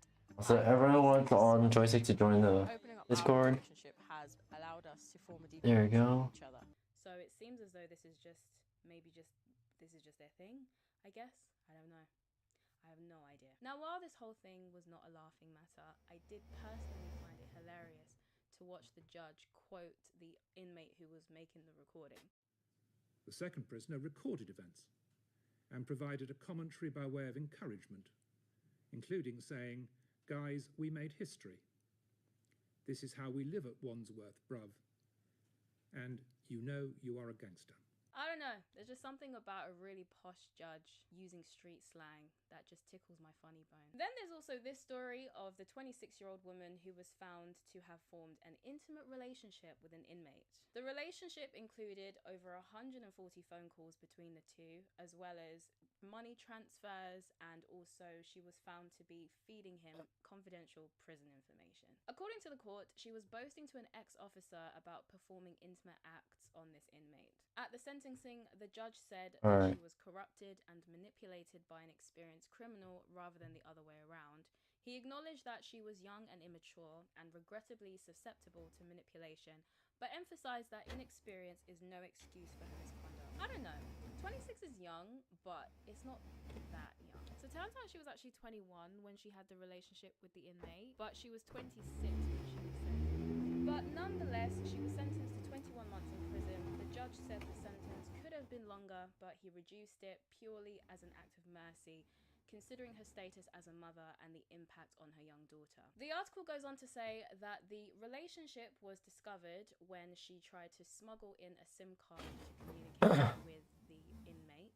This then then triggered an investigation, and then that's how they discovered that they'd had over 140 phone calls between them, as well as love letters that were sent to her home or were found in her home. And they also discovered the illegal money laundering activity goofers. as well. Big goofers. And then there's also this story in The Guardian titled, "She was a prison officer, he was a convicted rapist. How did she fall for him?" The article tells a story about a female prison officer who began a inappropriate relationship with a convicted rapist, which is mind-blowing to me, because it's one thing to enter a relationship with an inmate. It's another thing to enter into one whose conviction is centered around violence against women. Like, I don't personally understand like why you'd want to get into a relationship with someone who's capable of committing such acts against women, especially when you consider Jesus how hard it Christ. often is for women to get convictions for this kind of stuff, because it does end up turning into a he said, she said, because often it's hard to sometimes prove these things. So the fact that he was actually convicted, and she would Always have like years ago, physical she would evidence. file to see exactly what he was convicted of. I don't think she actually checked though, because when you read the article, she talks about how he basically told her a completely different story, which wasn't actually the truth, and she kind of just went along with it. And I'm just thinking, girl, you literally have access to his file. Why not just look to see what he was convicted of? But she didn't, so, you know. But anyway, their relationship began in the summer of 2022 when he gave her a magazine that concealed a note with his phone number. For some reason, all of these inmates just seem to have phones. Like, I guess it's a lot more common for them to have phones than I thought, because they all seem to have phones, and that's how they seem to be texting their prison bays. She said at first she didn't intend to engage with him or to, you know, humor him when he was trying to give her attention, but after some internal conflict, I guess she decided, screw it, you know, why not take a chance at love with a convicted rapist? I mean, what if he ends up being the one who got away, you know? She said that he came into her life during a time where she felt vulnerable and she felt kind of isolated. Jesus She felt like she didn't have a lot of support. He showed her a lot of kindness and he gave her a lot of attention, and I guess that was enough for her. They then started texting, and then they started entering their relationship, and it soon then progressed into a physical relationship. And this woman fell hard for this man, okay? She was doing all sorts of stuff for him. She met his parents, she met his friends, and she developed relationships with them.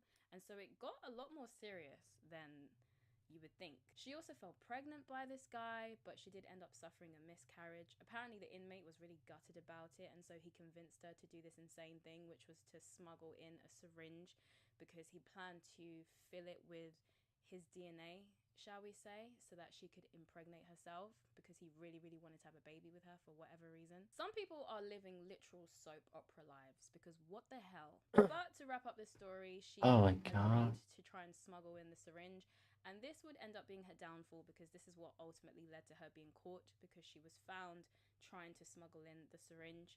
This then prompted an investigation. She was arrested for misconduct in public office, and so she resigned. But for whatever reason, she still continued on with the relationship. He was relocated, I believe, to another prison, and she was traveling all the way to this prison, which was apparently a good distance away. She was traveling all the way there to see him. He was apparently a lot less nice to her at this point. He was making comments about her which were quite hurtful.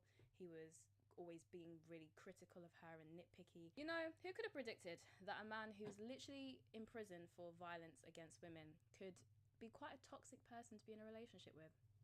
I mean, come on. If only she had clues and signs that he could be this way. So even after he got relocated to another prison, she was still having communication with him through his family, until she was eventually forced to stop by the police intervening. She was then put on trial for her misconduct, and she was sentenced to 2 years in prison. However, she then suffered a stroke which left her paralyzed from the chest down, and as a result of that, they decided to suspend her license. I guess they thought that the stroke and her new paralysis was punishment enough, so they decided not to put her in prison. On a brighter note, she did eventually end, or I'm not sure, she was probably forced to. I have no idea whether she chose to just end the relationship with this guy, or if she was as part of her court order. But she did eventually move on to having a relationship with someone else who I really hope is a normal functioning member of society. They got married, and he now cares for her as she is now severely paralyzed. And so yeah, it sounds like she's doing well. She found love in the end with someone who's a bit more healthy. Now, what's really interesting to me is the public reaction to these stories, because people can't seem to in these cases are.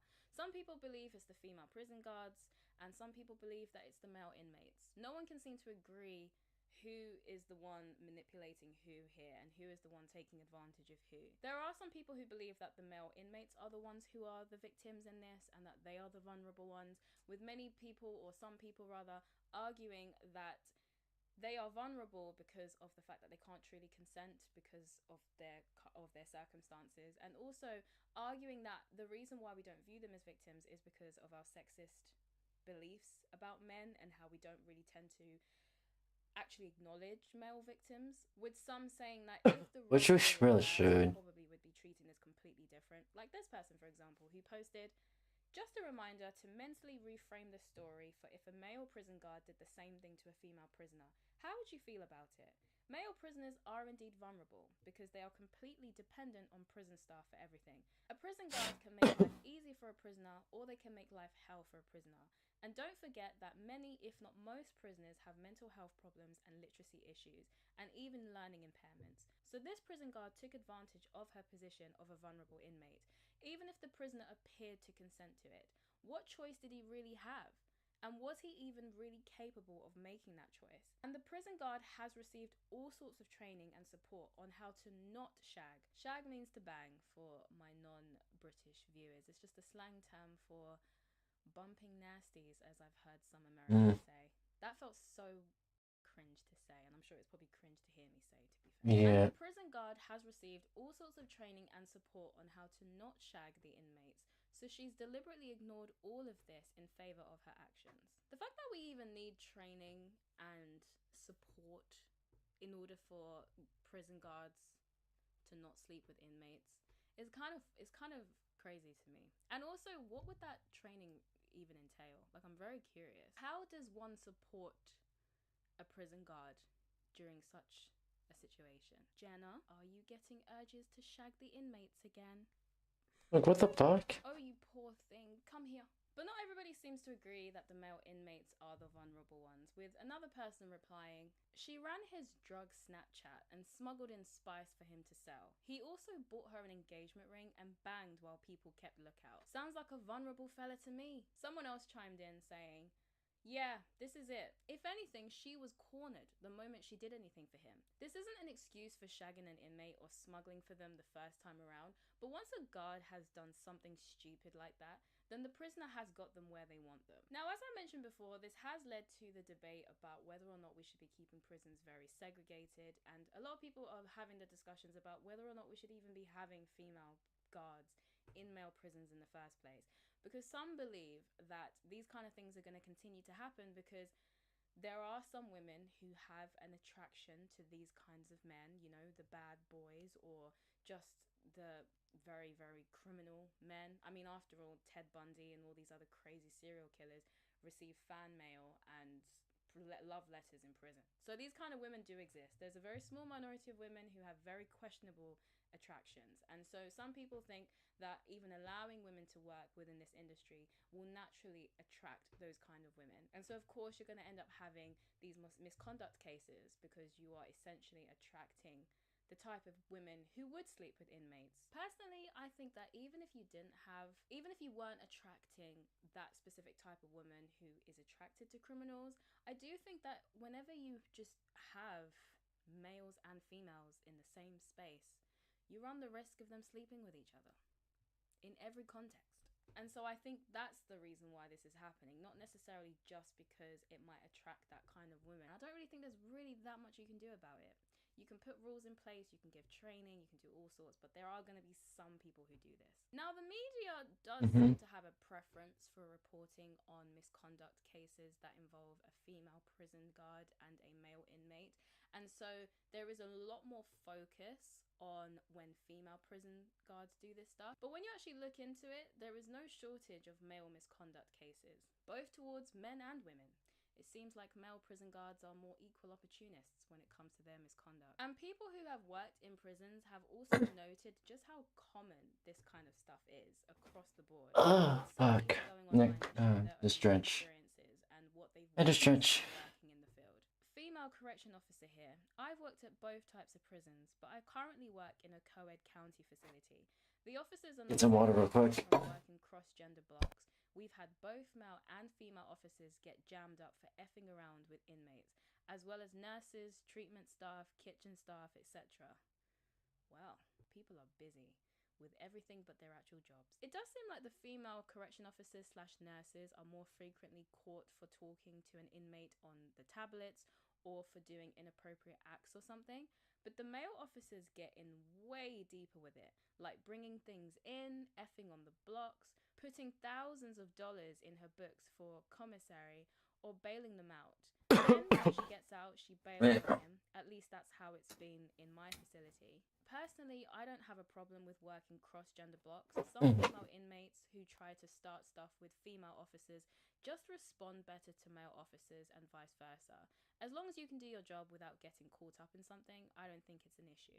What's also really interesting about the misconduct cases that I was looking into is that it does seem as though while both male and female prison guards seem to commit misconduct, the way they do it is different. So women are more likely to commit relationship-style misconduct, which is what tends to lead to them having higher cases of substantiated cases, kind of similar to what that correction officer was saying, how the female prison guards and the nurses are more often caught because usually they'll be discovered talking to each other on the tablet or something like that. I don't know, it seems like women are a lot more sloppy with it because they tend to just leave more trails. Also, pregnancies happen too, and so that's also evidence that something was going on. So it is quite interesting how the female misconduct cases tend to form in the form of like relationship style stuff. Men are also likely to engage in these relationship style misconduct, but they are also significantly more likely than women to commit actual clear-cut SA, as well as other things like coercion. They're also a lot more likely to commit force-based assaults on inmates. Female prison guards also seem to be more likely to get caught because along with leaving trails of evidence, they also, the male inmates also seem to be a lot more likely to brag about it with other inmates and stuff like that, because I guess it's seen as a flex to be able to be doing what they're doing. I do also wonder if that's the reason why male prison guards experience harsher punishments for their misconduct compared to their female counterparts, because when I was looking into it, I found that female prison guards, outside of the cases we've discussed in this video, are often more likely to be fired for their misconduct, while male prison guards are more likely to be prosecuted. And that could be the reason for the difference, because if female prison officers are more likely to engage in seemingly consensual relationships with inmates, while male prison guards are more likely to commit SA, coercion, or force-based offences, then that could be why they get harsher consequences, because maybe the relationship-style misconduct often gets treated more like an inappropriate workplace affair rather than a heinous crime, leading them to be fired rather than prosecuted. And I guess in the case of the 3 women that we've discussed in this video, the reason why they were probably prosecuted was because they were doing other stuff along with the misconduct, like filming what they were getting up to and putting it online, smuggling things in for their inmate boyfriends, or committing crimes for the inmate outside of prison, and also giving them access or feeding them confidential prison information. Now, in terms of what we do about all this, because it seems to be happening in British prisons more than anywhere else. Maybe it's just because I live in Britain, so obviously I see more news related to that, or there's something really wrong with our prison system. This has led to the conversation of should we be segregating prisons? Personally, I can understand why people think that would be a good idea, because if you do have these misconduct cases, then it can help to reduce these instances, especially if there are predatory people who are entering the profession to try and do that kind of stuff. However, if we're being realistic, I don't see that happening anytime soon. Largely because of sex discrimination laws, I don't think you can legally only hire one sex. Also, on top of that, there's already a lot of staff shortages in this industry. They are struggling to get prison guards in general.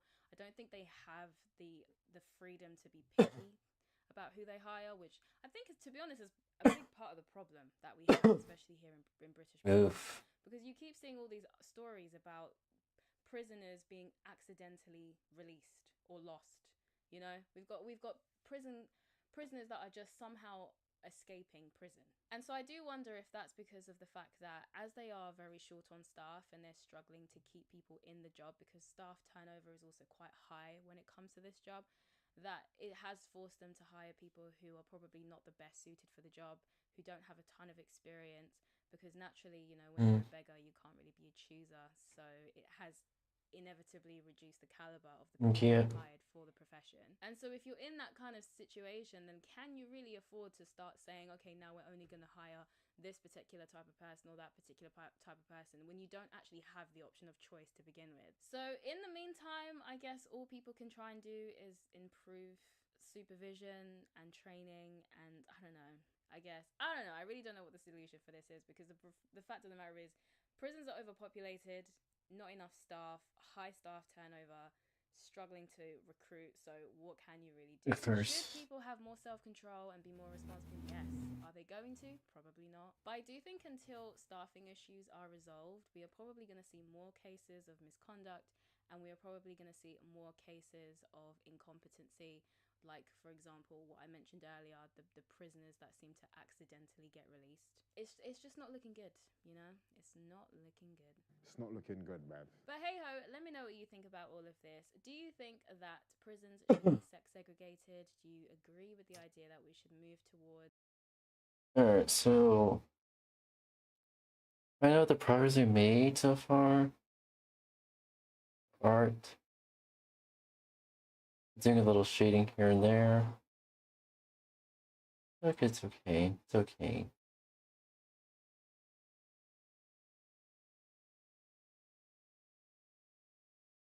Alright.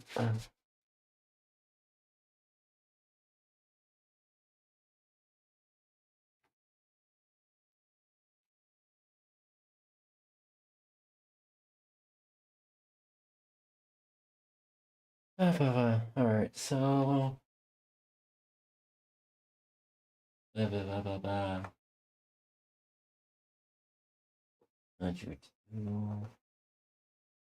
Oh, once again. Oh yeah, so we'll move on to the next one. Which is we're pretty much like continuing our art commission. Open.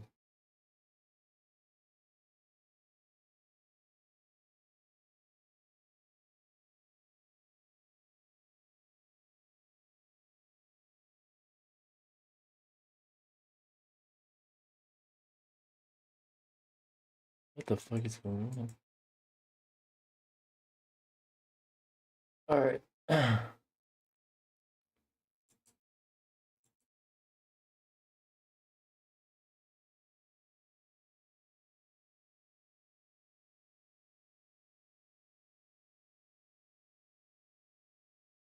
Hold on real quick. File.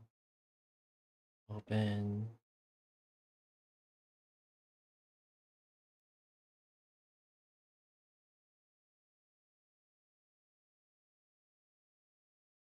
There we go.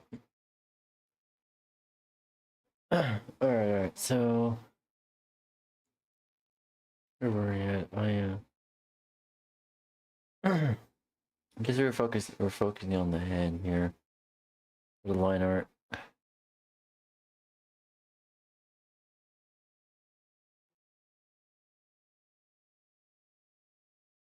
Alright. Give my hand a little bit of a rest, maybe 30 minutes, and then I'll get back to it. Even to art. Not really gonna be switching models or anything, just staying here. Alright. Having only male prison guards in male prisons and only female prison guards in female prisons. And what are your general thoughts when you see these misconduct stories? I would... Alright. Gentle parenting.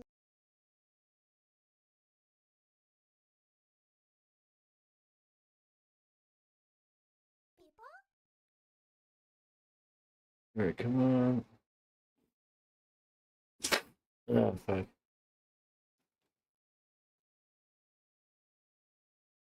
Here we go.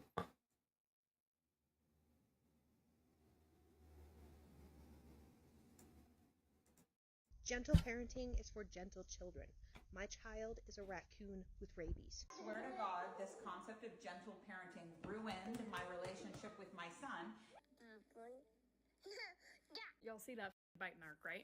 Yeah, that was my daughter biting my son. Ask me if I handled that how a gentle parent is supposed to handle it. I didn't. I lost my shit. Because how are you supposed to keep your composure when your children get hurt? Hello, my dears. So it appears millennials are finally ditching gentle parenting. Finally. You might know the phrase F around and find out, meaning if you step out of line, Godspeed. Because now Godspeed. some of whom feel defeated by so-called gentle parenting or turning to this old school no-nonsense approach to parents and grandparents. Here's how the Wall Street Journal described it. Didn't feel like having lasagna for dinner? Survivor. I mean, like, left your toy on the floor again? Go find it in the trash under that lasagna you didn't eat. I mean, don't go directly back to how parents treated some parents, how some parents treat millennials and Gen Z. Do not fucking go straight to outright abusing your child. Like, don't fucking do that. We will fucking find you, and we will make sure you find out. You want to fuck around like that?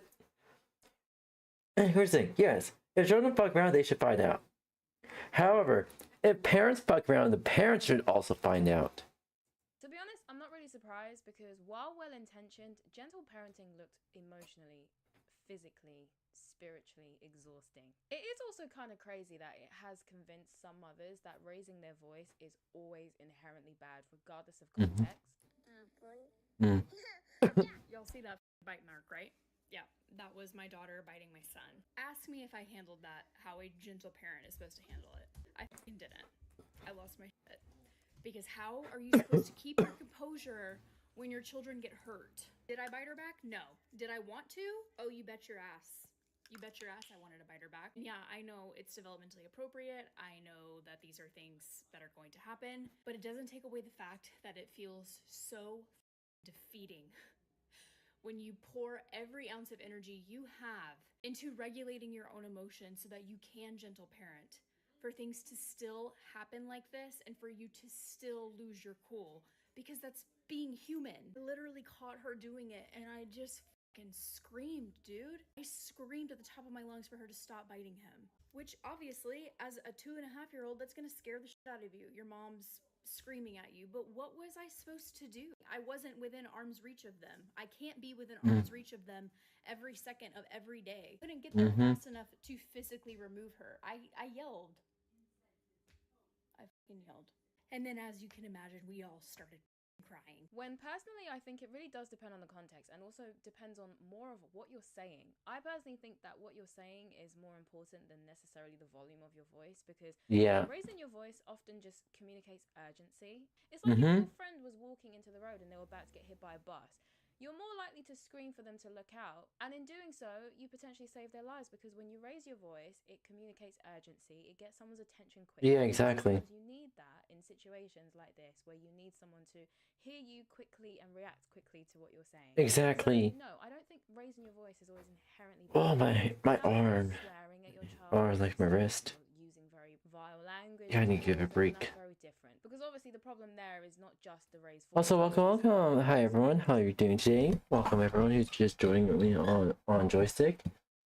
I'm currently taking a little bit of a break, giving my wrist a little bit of a rest. I just did some progress on my art challenge, but I'm moving back to my art commission, and hopefully, and it also, I promise you, I am not actually a fucking furry. I'm not actually a furry. I'm doing some art, doing some like commission art for them. Oh, my watches keep telling me my heart rate's over 100. Like, yeah, and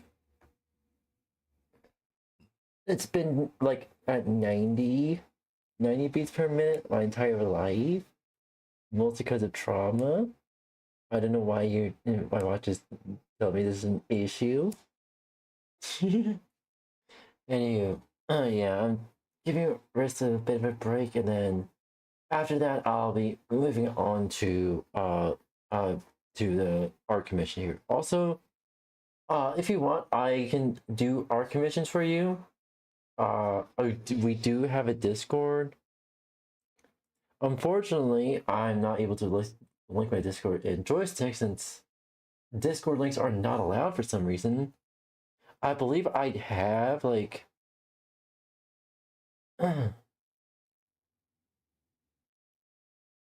I believe I have put it in like the links, social connections.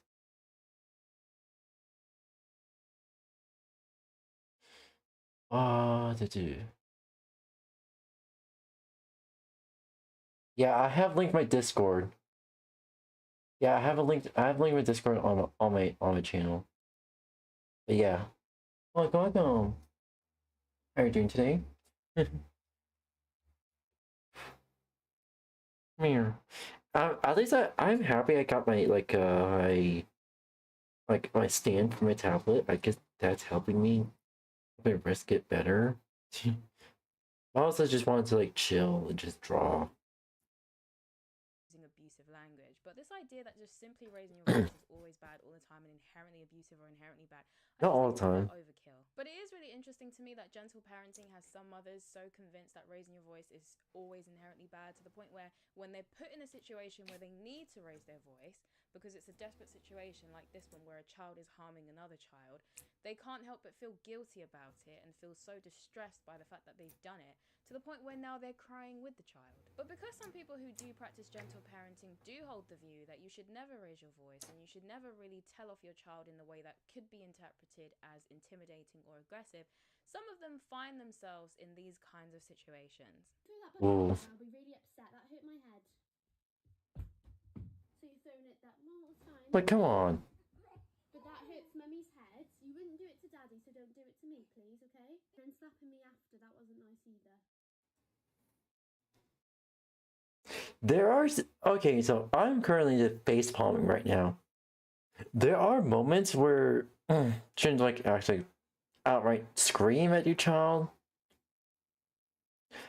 I wouldn't like upper scream, but like it's like say like child like like a baby's hitting you. Oh, so you want to hit the baby back now? So you I'm thinking it's like pretty much just hold baby's hands saying, hey, stop that, stop it. Also, welcome everyone who just joined. Taking a little bit of a break, just giving my wrist a little break. Before I move back to doing art commission. Also, I promise you, I'm not actually. Maybe I'm boarding onto it with the fucking ear, with the cat ears. Maybe I am. I don't fucking know. I don't consider myself like a fully fledged furry, but like, yeah, so maybe teetering on the edge of that, but like, yeah, I'm not really a furry. I think it was one of my friends, but it was said, I'm not a furry. And then she proceeded to say, you're friends with me, so you're furry by proxy. I'm like, shit. Yeah.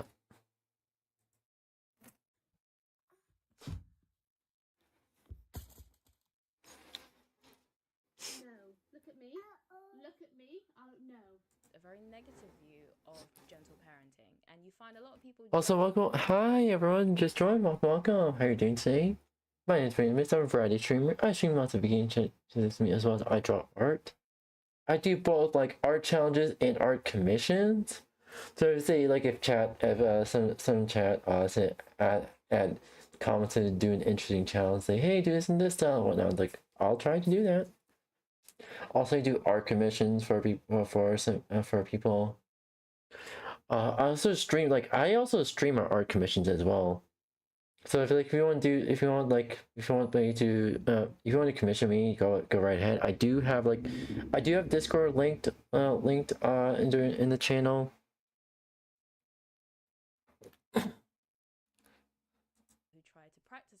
because they think that it creates children who are very bratty, spoiled, and just poorly behaved. I'll probably get a lot of hate for this, but I actually can't stand Alright, I can try it as well. gentle parenting when you're out in public. And I understand, like, we all do it to a certain extent. Like, we've never, like, really shout our kids when we're out and about and we're in a public place. You might be like, just do it now, under, like, gritted teeth. But this whole, like, when your kid is being really naughty and the whole, like, gentle parenting thing of, like, oh, don't do that.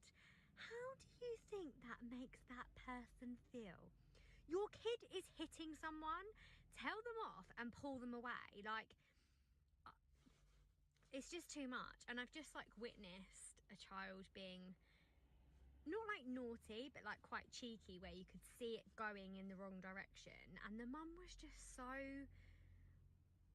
gentle, and I didn't look at her and think like, oh, you're so caring. I looked at her and was like, you're a wet flannel.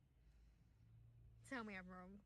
And so as a result of that, you find people very much often on social media judging people who practice gentle parenting because they view it as a very, very soft approach, which isn't very effective. And parents who've been practicing gentle parenting themselves have also noticed that sometimes it has created very negative behavior traits in their own children. Like this mum, for example, on Reddit, who posted, "Gentle parenting turned my child into an a-hole. I had my firstborn child almost 5 years ago.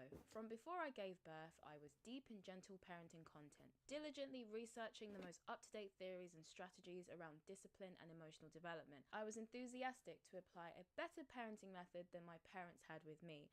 Over the years, there have been frustrations and triumphs with my child's behavior, but in the last 12 months or so, their behavior has been taking a steady downturn. Meltdowns started becoming the norm, and they began escalating destructive behaviors when they didn't get their way. I tried to follow all the scripts and advice about being firm but kind, letting them feel their emotions, and trying to always talk about how we could do better next time once they calmed down.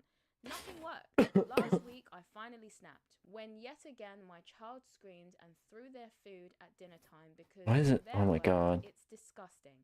Mind you, I had specifically made a dinner composed of food they had eaten and told me they liked. I yelled at them that I was sick of their attitude and that I didn't care if they ate or not, but there would be nothing else and certainly no snacks or sugar. My husband didn't yell, but agreed that something had to change because our child is getting more and more bratty. Since then, we have removed all privileges, including screens, sugar, snacks, and some of the toys that my mother had gotten them. All of these had previously been allowed in moderation, but every time we enforce the boundaries we have communicated for years, i.e., okay, that's 20 minutes of iPad, let's put it away now, like we talked about, my child would become irate and aggressive. We started to see quite the turnaround in their behavior, with them starting to actually apologize for their rude behaviors after they calmed down, or for the most part managing to keep a relatively level head around the rules we were enforcing. It's been an adjustment, and they accuse me of being a rude mummy. I'm sorry, that's kind of cute. I know it's not good, but it's kind of cute. Because since the day I blew up, my tolerance for the carrying on is non-existent, and I have been very stern with them. But the behavior is improving, so despite feeling like a witch with a B, I'm starting to think that gentle parenting is a crock of shit, and I should have been more authoritarian from the start. I keep crying to my husband and telling him I feel... Okay, hold on. Hold the fuck on. I know gentle parenting and parenting have been like, well, alrighty, bye matinee. Also, I know gentle parenting has pretty much been misconstrued. Permissive parenting has been relabeled as gentle parenting, which is fucked up. Also, I hate it when people label authoritative parenting as authoritarian and vice versa. Like, authoritarian is when you're pretty much a dictator. You're being a dictator, a fucking prison warden to your own child.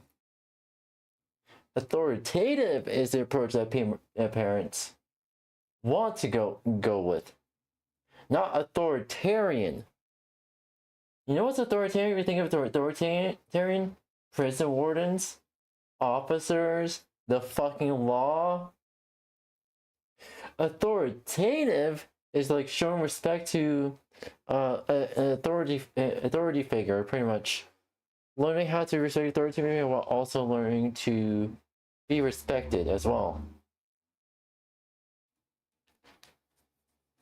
Like, holy shit. I do not like it when people like have parents that are authoritative and they're actually fair. And some guys saying, oh, they're authoritarian, they're abusing, blah, blah, blah. And vice versa with the fucking parents. I don't mean to be like the grammar police, but seriously. Also, thank you, Reading Rainbow, for pretty much teaching me about grammar and stuff like that. Alright.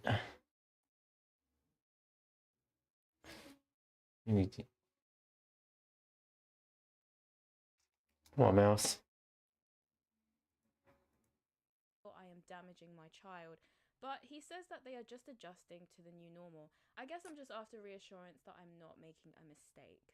Gentle parenting is always an interesting one for me because, like she said in her post, she wanted to take a different approach to that of her parents. She saw issues in their method of raising her, and so she's been drawn to gentle parenting because she wanted to do something completely different and wanted to go in a different direction, which is fair enough.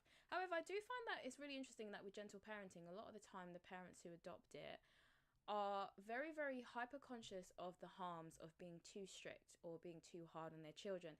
But they don't really seem to consider as much the potential consequences of being too gentle or too late or too permissive. Because I do think that there is also two sides of this, right? You can definitely go wrong by being too much in either direction. I do think if they considered the fact that there are consequences for being too permissive, then they probably wouldn't feel as guilty when they try to set boundaries or try to enforce rules or try to enforce structure. Because if you understand that there is going to be a consequence of your child not having that, then you wouldn't feel so guilty about it when you're doing it because you know you're doing it for the greater good. I understand that it might cause your child to have a negative reaction to you, and of course parents probably that's what they're reacting to. Maybe that's what's causing them to feel guilty and distressed. But I do think that if you know ultimately that this is going to be for the benefit of your child down the line, I just wonder if they would still feel as guilty about it if they viewed it like that, you know? It's just interesting how different the generations are. You know, nowadays people are so worried about How do I, being like... too tough on their children, and they want to try and make their children's life as simple and as easy as possible. Whereas back in the day, the way that people used to approach parenting was if you Hold on real discipline quick. your child, the world is going to. So they had I'm also learning about Fire Alpaca. when it came to their parenting methods, because they Also, understood if they didn't do it, then they were gonna their child was going to experience much harsher consequences in the outside world if these behaviors weren't corrected. So yeah, so I guess I find it really. Also, I also want using another version of Fire Alpaca called Fire Alpaca SE, which stands for Steam Edition, which is pretty much like a pro version of Fire Alpaca, with a lot more features. Pretty much kind of putting it on par with Clip Studio EX, which I noticed with all the features it has. Really fascinating to see how both parents are motivated by the same desire, which is that they want to have a well-adjusted, healthy child, but their approaches are completely the opposite. And that's what's just so interesting about it. I do also think that this woman's post also touches on a big part of why so many millennials in particular are so drawn to gentle parenting, which is, as I mentioned before, there's this strong desire that they have to, quote, not traumatize their children or to correct the wrongs that they feel their parents had made with them. For many parents, says this family therapist, raising their children this way felt like a pushback against the more authoritative way they were brought up. Millennials are realizing that there was an emphasis on being seen and not heard maybe in their upbringing, and so they're hoping to change that a little bit. There's a lot of self-reflection. It's something Toronto mother Chelsea Strawn found firsthand when she had her daughter Hazel 2 years ago. Women are in their most vulnerable state as they're starting to become parents, and especially with the constant thought of not wanting to mess up our kids, So I think it's very overwhelming, and I think it's really hard to weed out what's right for you. And I think because millennials have had more access to psychologists and podcasts and parenting books and all these different things, I think millennials have had so much information that it's just inevitably they've tried to take on the role of being a parent as well as a therapist, and that's just kind of how it seems to me. They're trying so desperately to not mess up their children, and I think that's a big driving force behind so many of them adopting gentle parenting, because they don't want to mess up their children, and they also want to correct the mistakes they feel their parents made with them through their children. I've seen some people say that because millennials have information overload, or any young parent nowadays, to be fair, or millennials, but generally young parents as a whole, because there's so much information overload, it's a lot easier for them to ignore their instincts, because if you're getting so much information and some of it is contradictory, you might not know or might not feel as though you know how to correctly do this whole parenting thing, especially if you also have this internal anxiety that you might potentially mess up your child, and that's the one thing you're trying so desperately to not allow to happen. Then of course it makes sense that you would seek external sources for how is the best way to raise them and how is the best way to go about the parenting, about your parenting structure. And so gentle parenting just happens to pop up because it's quite a popular concept, you know, it's all over social media. A lot of people have heard of gentle parenting, and so it's fairly well advertised, I guess you could say, and so it makes sense that a lot of them would be drawn to it. But I have heard some people say that they think that gentle parenting is actually a form of an overcorrection, and many of the people who try to enforce it are trying to overcorrect. Why do you think that is, this kind of mass pushback against the tenets of gentle parenting, saying this is not working, it's not sustainable? I mean, I would agree. I mean, I think there's been this overcorrection.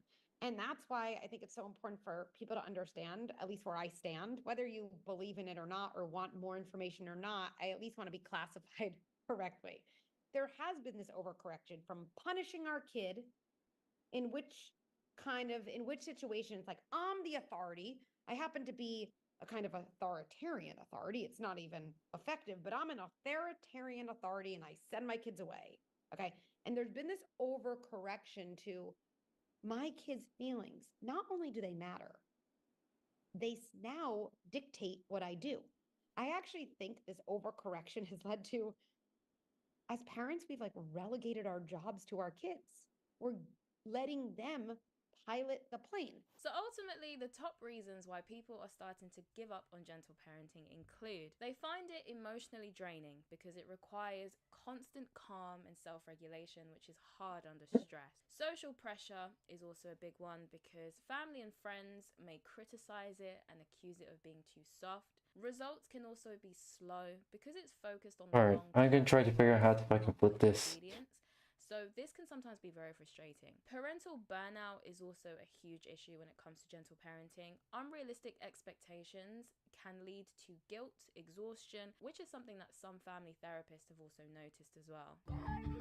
Well-meaning though it may be, parenting where you're always trying to be gentle, always understanding of the child's feelings, never raising your voice, has its price. There's a degree of burnout in parenting culture right now. People are tired and they're feeling inadequate. A part of it, I think, is a bit of a misunderstanding of gentle parenting, this idea that it's permissive, it's incredibly child-centric, and so it just removes the humanity from the parent. There's no room for you to be flawed or to not do it perfectly. That burnout has even been noted in a report by the U.S. Surgeon General, where Dr. 𝙂𝙚𝙣𝙚 calls modern parenting a significant public health issue. The report zeroes in on concrete sources of stress, like increased economic pressures and little childcare support in the U.S., but there are other stressors as well. It says guilt and shame have become pervasive, and societal expectations, norms, and pressures to meet perceived standards of parenting can contribute to stress as well. And another reason as well why some parents are just giving up on gentle parenting is because they think there's just a lack of practical tools available, which makes it really hard for some people to apply it because they don't feel like they have clear guidance or clear strategies. And so all of this is why some parents are now turning their back on gentle parenting and adopting slightly more traditional ways of parenting with some adjustments. I think for most of the parents who did gentle parenting and are now completely leaving it behind, I think they probably will keep some elements of gentle parenting that they learned, but they are resorting to a bit more of a sterner form of parenting, one that is a bit heavier on boundaries, what some would have called authoritative parenting. But yeah. Do not fucking merge authoritative parenting. Oh my fucking god. If anyone's new here, welcome. What I'm gonna say is pretty much anyone who's not that has been here for the past like 10 minutes, basically. Oh, I didn't know this fucking ad starting. Well, basically what I was saying is I'll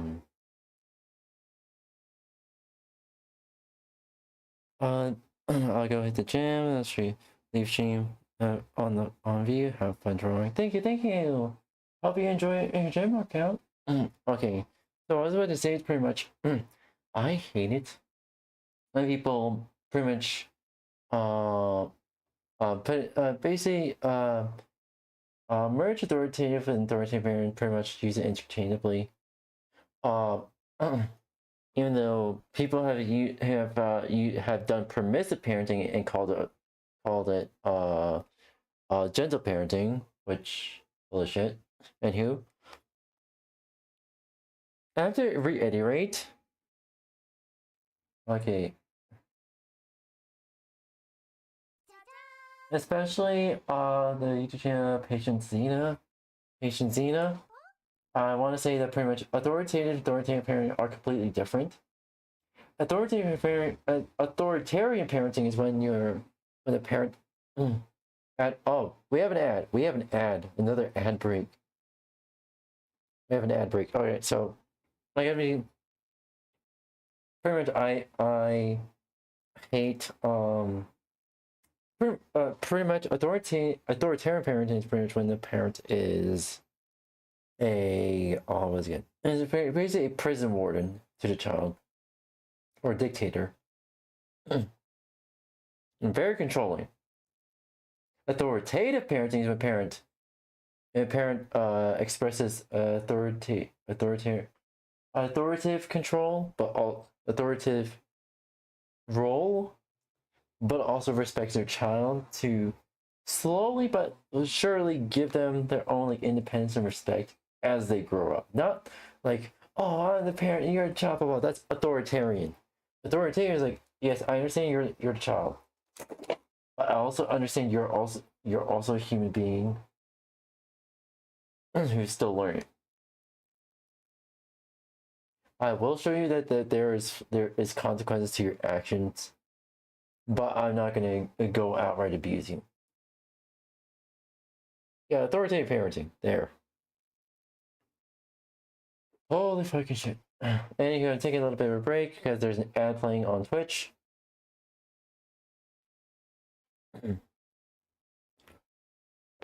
Oh fuck, neck crack. Holy shit. Meow.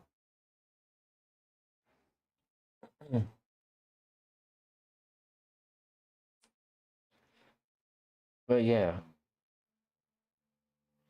If anyone has questions, feel free to ask. Oh fuck. I'm honestly exhausted from work. I work tomorrow, unfortunately. I get to go for that. Fuck. Yeah.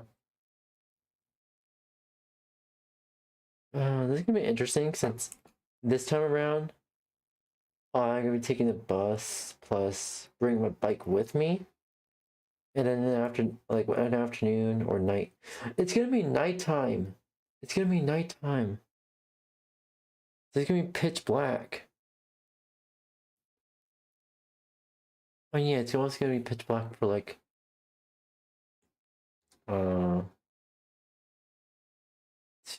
Tuesday as well. Like it's gonna be pitch black on Wednesday. Anywho, all right, Twitch is back. Welcome. How are you doing today? Hope you enjoyed the ad break. let's get back to drawing. Alright.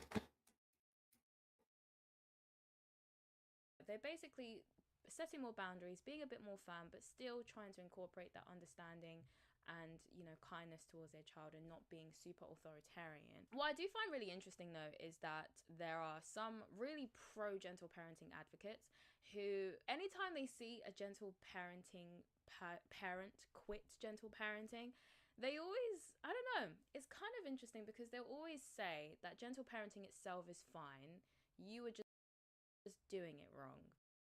No, gentle parent. Well, I need to stop calling it gentle parenting. Let's call it what it is. It is permissive parenting. It is permissive parenting and a half. So pretty much permissive parenting has become a fucking cult. It has become a fucking cult amongst Facebook moms. Holy shit. Basically. Gentle parenting is for gentle children. My child is a raccoon with rabies. If you're not authoritative parenting, you only have two other options: authoritarian, threats, bribes, yelling, smacks, or permissive, where you let the kid do whatever they want. Those are not sustainable, nor are they emotionally supportive. I do not care what your child is, there is a way to authoritative, gentle parent them. Permissive parenting looks like asking them 5 times, please get down, please don't do that, please, I said don't do that, are you listening? Unacceptable. Authoritarian is, if you don't stop that right now, you are getting a smack. Also unacceptable because you come across as irrational and unpredictable, and therefore Yes. the child will learn not to trust you.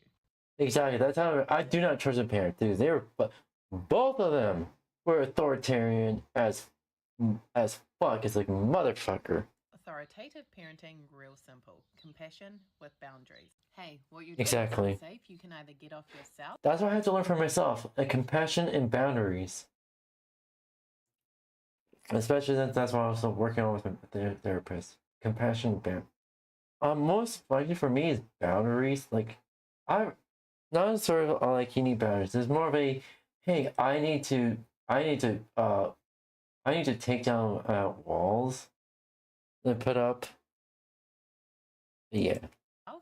Or I will come and get you off. Yes, I can see what you want to do. We can find a safer way to do that. It will require parents to problem solve and emotionally regulate. I don't know. I feel like if you've got this parenting strategy and people are practicing it incorrectly, then that means that your instructions and your guidance was clearly not very clear. Your instructions were unclear. So people don't fully understand the assignment. And is that the fault of them or the fault of you for not providing clear, easy to follow instructions? You know?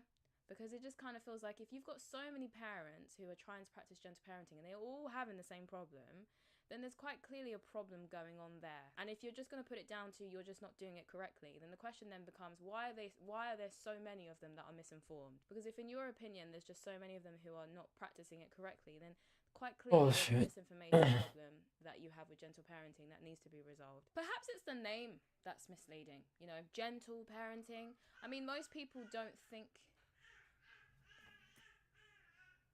There goes my baby. Aww. Apologies for the cute little baby squeals in the background. My daughter is having a field day with her father by the sounds of things. But yeah, but as I was saying, perhaps it's because of the name. You know, maybe gentle parenting was maybe not the best name to choose. Because when you think of gentle, you don't really think of things like boundary setting and being stern and firm. You know, you kind of think of like soft. When I think of gentle, I think of soft. And so maybe that's why some people have misinterpreted it as being permissive parenting. Maybe. I don't know. Because I have seen some people try and argue that gentle parenting is exactly the same as authoritative parenting. In which case, then my question is, if it's exactly the same, then why does it have a different name? Because if you're going to rename something, it kind of implies that there are some differences. So I did try and have a look into it. And when I looked into it, apparently there are some differences between gentle parenting and authoritative parenting or authoritative parenting. And what came up is that gentle parenting has more of an emphasis on emotional validation, empathy, and building a strong relationship through open communication, as well as de-emphasizing traditional punishments like timeouts. So it's quite clearly not the same. And I can also understand if gentle parenting is supposed to have this really strong emphasis on emotional validation, and it's also supposed to not have traditional punishments like timeouts and stuff like that, I can completely understand why some parents would end up doing permissive parenting, even if they're not necessarily trying to. Because it does seem to me anyway that gentle parenting stigmatizes traditional punishment methods but doesn't really give you productive alternatives aside from, you know, focusing on your child's emotional validation and focusing on, you know, communicating with them, etc. Like that, you don't really offer anything that is just as practical as the traditional methods, but you also stigmatize the traditional methods. So I can see like how a lot of parents might end up in a situation where they don't really know what they're doing, and then they kind of end up falling into permissive parenting because they don't really know. They know they're not supposed to do the traditional punishment methods, but they also don't know what to replace them with. But overall, I think that many young parents are dealing with multiple issues at once. The first is trying to navigate raising a child in a world that no one could truly prepare them for, because technology has advanced so quickly and changed the world in so many ways, which would impact the way that they raise their children. Because new parental concerns have risen from these changes. I also think parents today have access to way too much information. There is far too much contradictory information about what's good for your child or terrible for your child, and for some of them, they are determined to not repeat the mistakes of their parents. They're trying really hard to try and avoid their child experiencing these negative experiences or negative emotions. And so in their search for the best parenting styles to accomplish that, gentle parenting is one of the ones that pops up the most, because it's seen as this new innovative way to accomplish all of that, and so many are trying it, and unfortunately not all of them are able to stick to it. Because I guess for many parents it hasn't really delivered the results that they hoped for or they thought they were going to have, and so they're now ditching it and going back to the old school methods of parenting, because for some of them that's actually been found to be more effective. I saw this woman in one of the documentaries I watched for this video saying that, you know, sometimes the old school methods are just more effective. You know, sometimes raising your voice just works. Never raise your voice, never lose your patience, meet every need of your child, and be consistent always. What do you think is the impact? I think it's just, you know, really contributing to this overall standard of unrealistic expectations being placed on all of us, and unrealistic expectations being placed on our kids to like always, you know, stay under control, or like we're not robots. Like we have to be able to experience a whole range of human emotion. I completely lost it this morning with my kids because I asked them 10 times to get their shoes on and nobody did, until I decided to absolutely go beast mode Batman voice on them, you know? and that's what actually worked. It's like, that's normal. That happens. And like I said, I don't think the old school methods are always inherently bad. I think it really, a lot of them just comes down to how they're applied and how much they're used. I think that anything can be overdone to the point where it does end up becoming abusive or become damaging to a child. But I think as long as, you know, as parents, that we are responsible and we're mindful of how we apply these methods, then I think that we might be okay. You know, no promises. I'm trying to figure this out just as much as you are, okay? But I'm just hoping we'll be okay.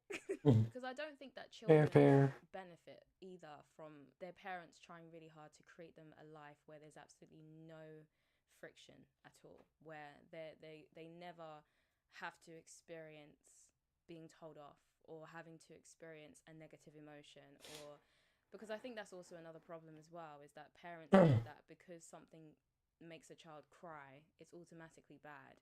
But you've also got to understand that children are emotionally immature, and so sometimes they are going to cry because you've taken away something that they want. But that doesn't mean they're going to die, you know. Now, personally, I don't think it's good to dismiss your child's emotions either. However, I don't think that we can actually successfully try to remove all of the friction from their lives and try to remove any opportunity for them to experience negative emotions. And I don't think that actually prepares them for the real world either, because the real world is not going to do that for them. The real world is not going to care that much about how they feel about most things, to be honest. And then how are they going to cope with that when they didn't have any prior preparation for how to deal with these conflicts? And maybe that's why now we're seeing some adults or young adults who just don't know how to handle hearing the word no, or don't know how to handle conflict, or don't know how to handle not getting their own way, because unfortunately they never got practice with that in the home. And so now they go out into the real world expecting the rest of the world to say yes to them for everything they want like their parents did, and having meltdowns when that doesn't happen. That's just my theory though. I'm not claiming that's a fact, but it's a theory as to why maybe we have some of the issues that we have with some young adults today. But that's all for this video though. I would like to know. It's not just a theory, it's a game theory. Thanks for watching. Right. I identify. I want to see. This is interesting. I want to see what this is.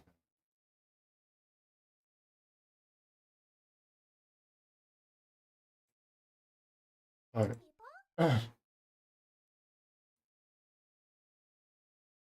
Yeah.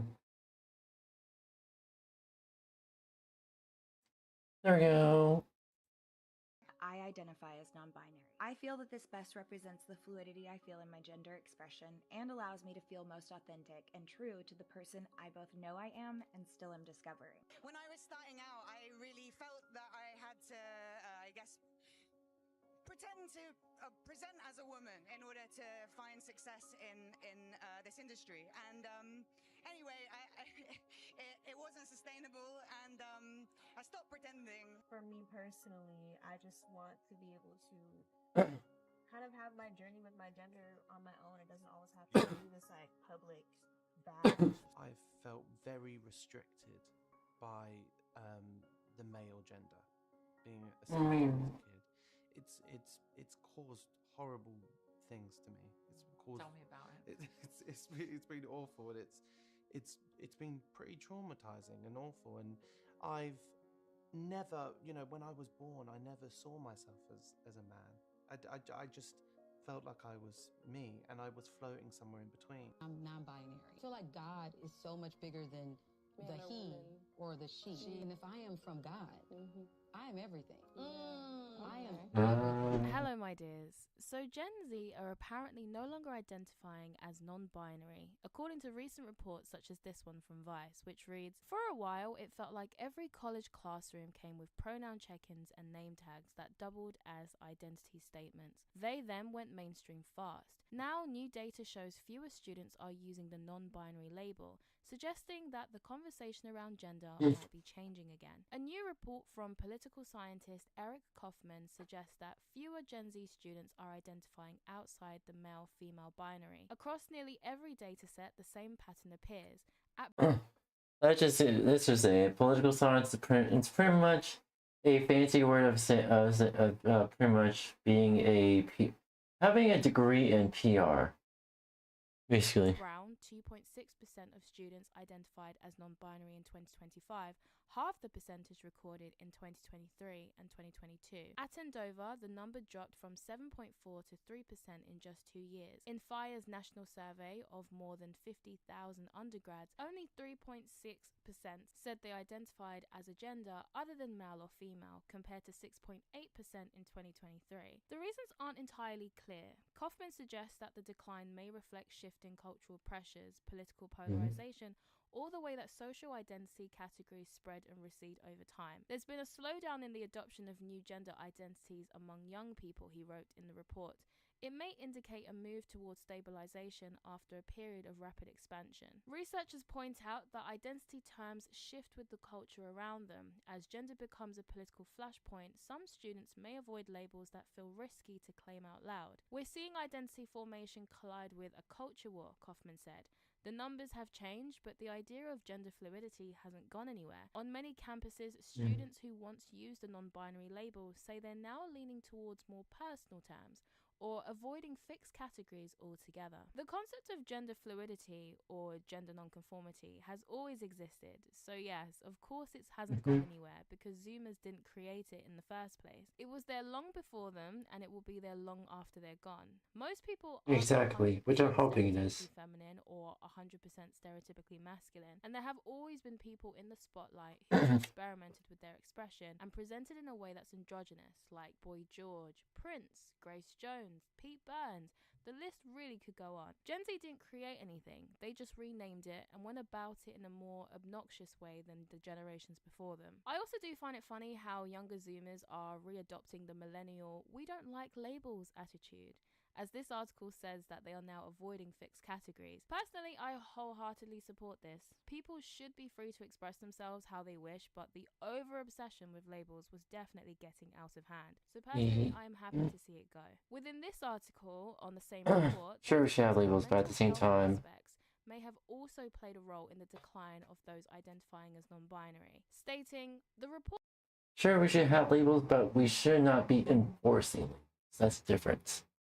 Explores the potential influences of woke beliefs, politics, social media, and mental health on the rise and decline of such identities. Mental illness increased in 2021 and 2022, but declined in 2023, which mirrors the beginning of the reduction in the surveyed young people identifying as LGBT. LGBT identification reached its highest in 2022. Very liberal trans and non-heterosexual students are also more likely than other students to be anxious and depressed, the report states. There is evidence that social media use is correlated with poor mental health among young people. Now, personally, I could actually see this correlation because I do personally know some people in real life who did adopt these new identities, and they do have a history of mental health struggles, from eating disorders, self-harming, or depression and anxiety. I think for some people, these things gave them an explanation for their problems while also offering them a sense of community and belonging that they could find. That actually adds on to it, nice. Online. Because these identity categories kind of serve the same purpose as subcultures. Subcultures have always given young people a sense of belonging whilst they try to Add a thing to it, because why not? In this world. So it would make sense to me that as mental health appears to be increasing, young people no longer feel the need to adopt because they no longer are fulfilling the emotional needs that they previously were doing when they felt a lot more lost. The decline in the identification of non-binary could also just be a natural adolescent trend cycle. Trends move fast and change all the time. Maybe young Gen Zs just don't think any of this stuff is cool anymore. Perhaps it became too mainstream, and because it became the new status quo, they just don't really think it's as rebellious to identify with these things in the way that they probably did before. I have always thought, to be fair, that if anything was going to kill any of this gender stuff, it would ultimately be the next generation. Because of their natural desire to rebel and push against boundaries or push against the current status quo within our culture. Because as the Vice article said, for a while it felt like every college... It's Vice. No? And also, she's quoting Vice. The same fucking site is known for spreading misinformation.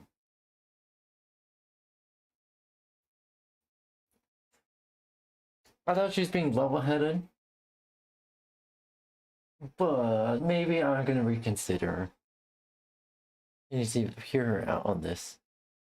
Classroom came with pronoun check-ins, name tags that doubled as identity statements. They then went mainstream fast. So perhaps it just became way too mainstream and they just didn't think it was cool anymore. To be honest with you, non-binary was an interesting one because personally, aside from the young people who went as far as to have surgery, I don't really think there was a huge issue with it. Because as I said before, androgyny has always been a thing, and I think it's healthy for young people to play around with their expression as they figure out who they want to be.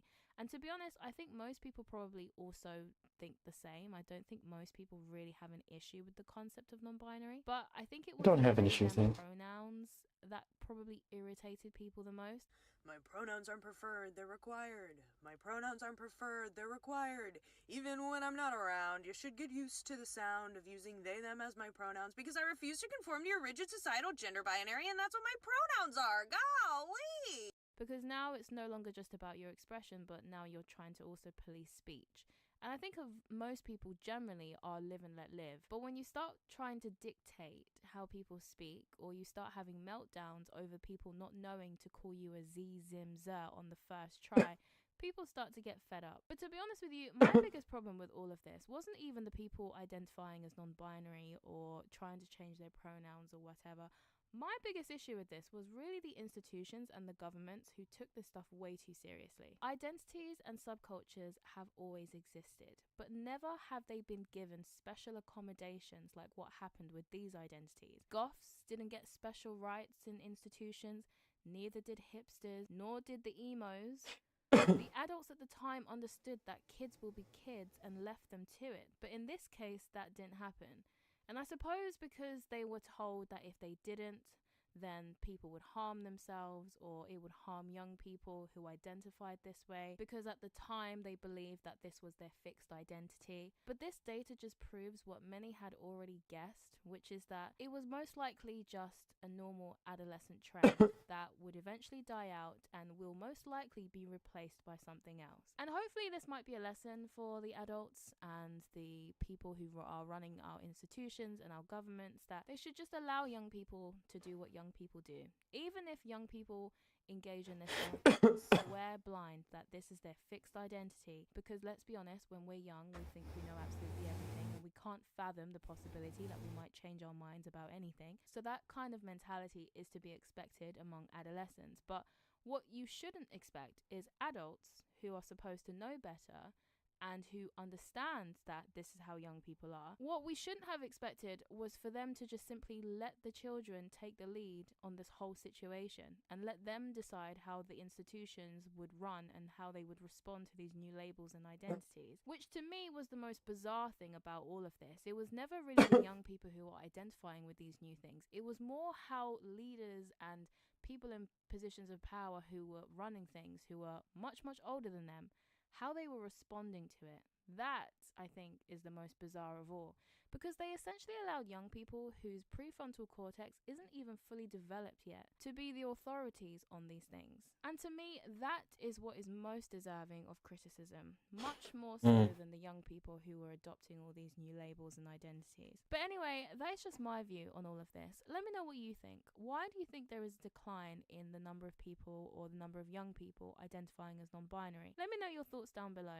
I have been told by people that for some reason my videos aren't showing up on their feed and they are being unsubscribed to my channel. I have heard that this can sometimes happen, so please do check that you are still subscribed and notifications are on. I don't know if this might be because of the fact that I accidentally deleted my video, and I do know that deleting videos can have a really negative impact on your channel, or it might just be the fact that I'm not uploading enough. Who knows? I guess I don't really don't care. something that I am trying to work on and trying to improve on, but hopefully. Mirror. Alright.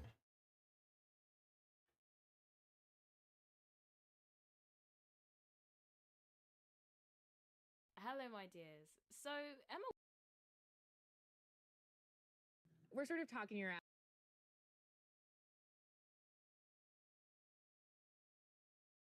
Alright, try to find something else.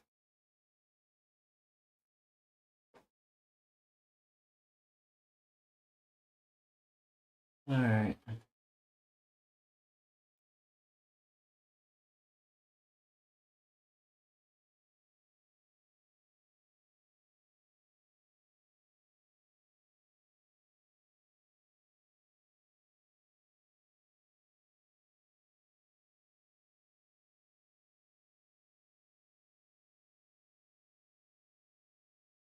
Hello everyone, this is your Alright.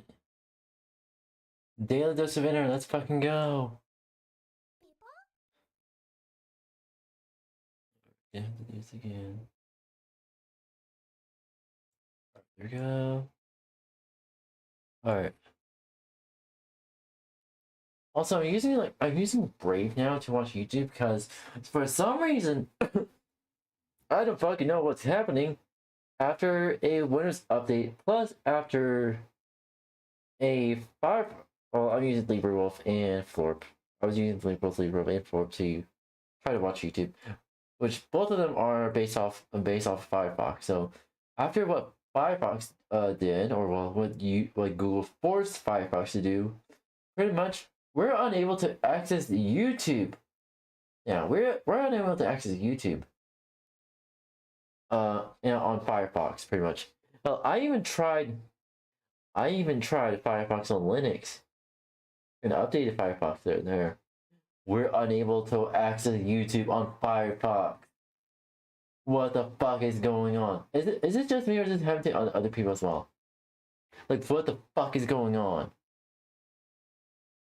Hello everyone, this is your daily dose of I think this is Google's way of trying to prevent us from using ad blockers, or even trying to prevent us from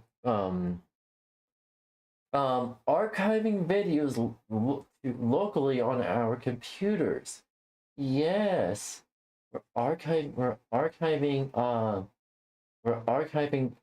media content to prevent them from ever truly becoming lost media. Pretty much, I think Google's encouraging pretty much everything being on the cloud, and if it becomes lost media, who fucking cares? I think that's what Google's approach is. Of internet. He felt cold on this train and then saw the end of the carriage was covered in ice.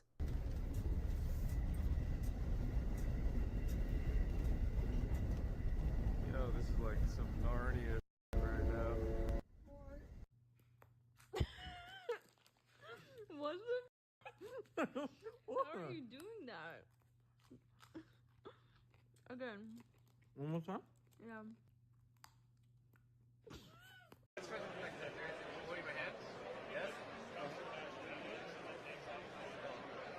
Attention everyone, the dealer room will be closing in 30 minutes. 30 minutes. You have 30 minutes to make those final purchases. Fuck. Oh, aw. What the fuck?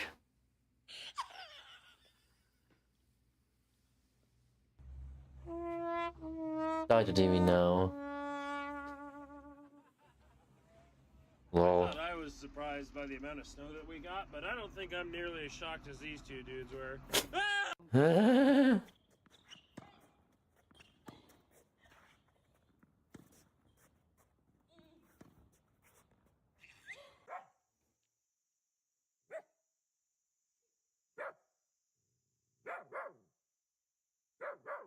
I don't know what this says.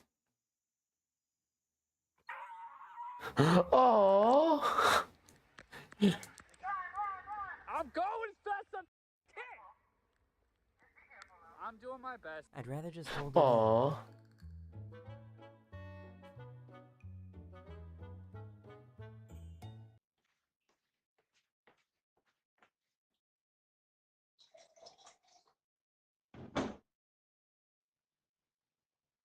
The dog is right there. The dog is right there. This is the world's longest train made only with chocolate. Chocolate? What the fuck?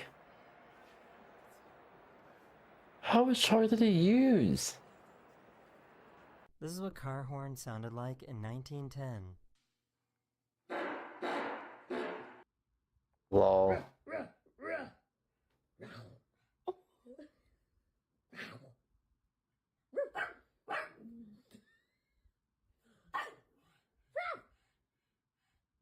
No, I think it's real. These are all the private jets that left the Super Bowl last Sunday. Oh my god, what the fuck?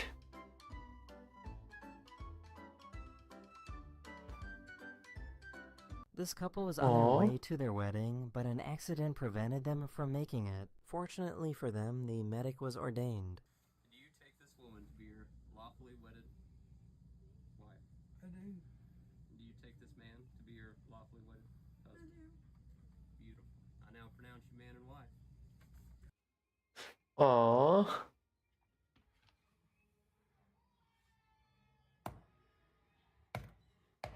How? It's ice. It's all ice.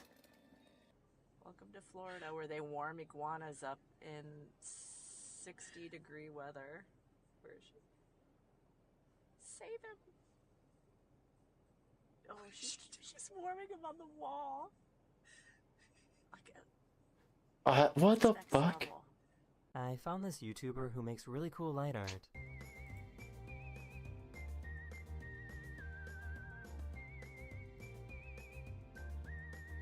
Alright.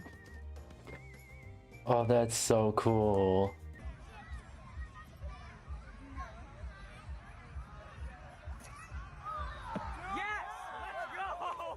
This guy went to feed a cat and potentially saved his own life.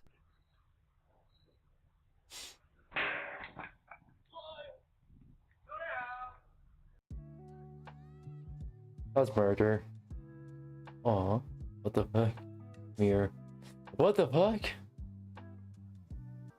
Lol.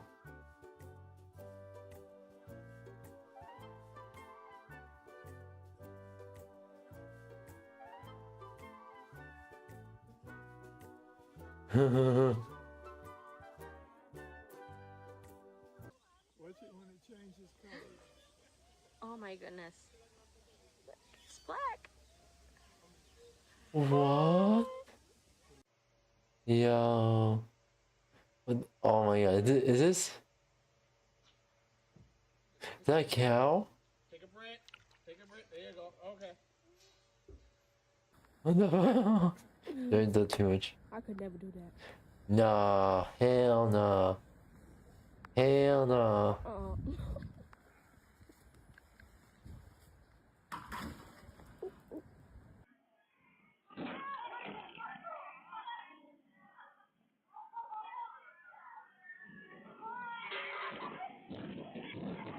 Oh my god.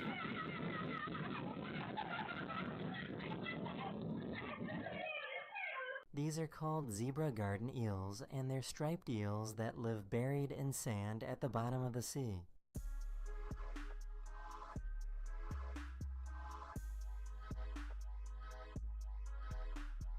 Grandma. Where are you? I'm in the.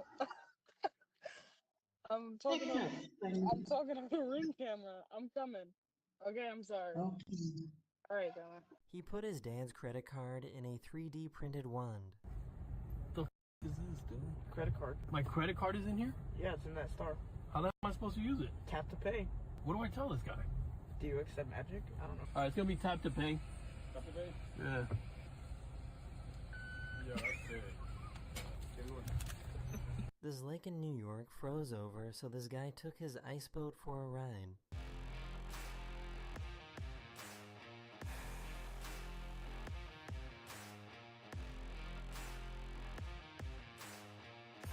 Yo, I just got the new lightsabers. We're gonna test them out with a quick little fight. I got the blue one right here. That is cool. They heard a sound in the wall and decided to check it out. Is that it? No, I thought it was. What is that? Insulation? Yeah. That looks like an animal. Sweden has a ski-through McDonald's. What? Insulation? Yeah. That looks like an animal. Sweden has a ski-through Oh no. Ski through McDonald's?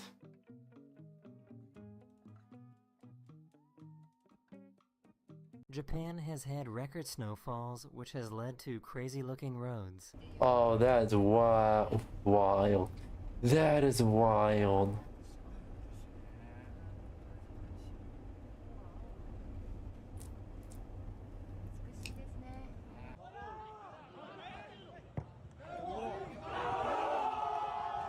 The frigid air that plunged southward last week was some of the coldest that Florida has seen in years.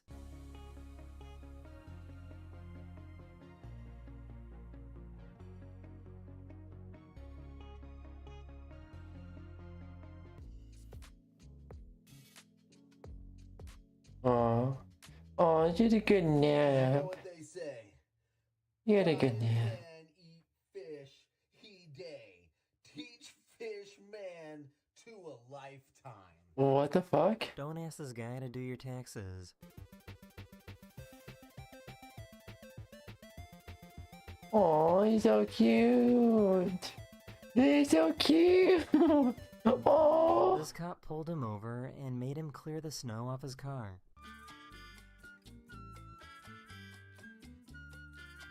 Yeah.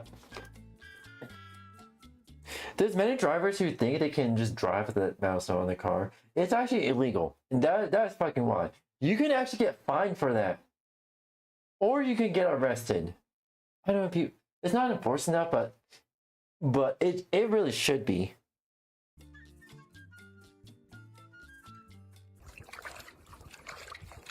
Not saying there's a wrong way to drink. Hold on. Wait, what? Not saying there's a wrong way to drink. Oh my god, what the cow is doing. What the cow doing?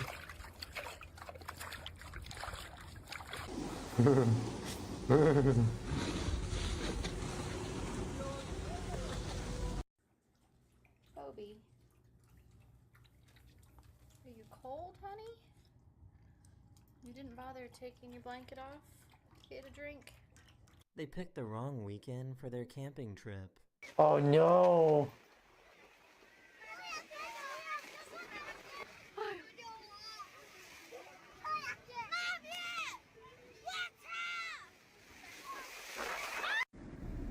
Lol.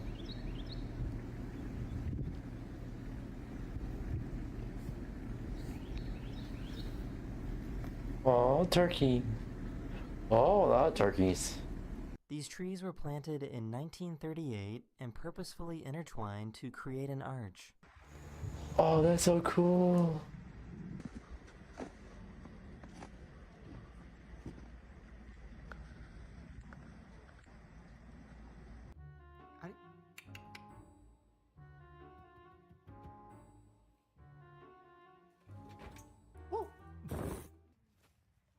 What happened? Oh, oh no. Oh no. Orange cat.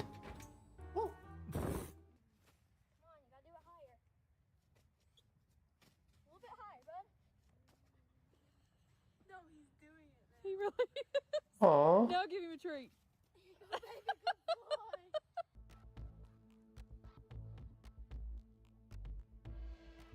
Oh no. Yep. Baby doesn't. Aww.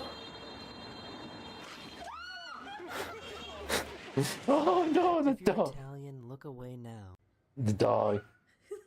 Hold on, the dog. The dog. The dog If you're playing. Italian, look away now. Ich wollte Spaghetti mit meinem Spaghetti-Gabeldreh-Gerät That's genius. auf. Super praktisch.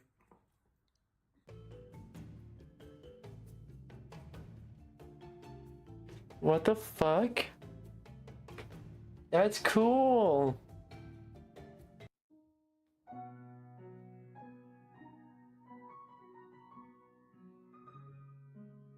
Oh, the kitty's asleep. Oh, that's so cute. All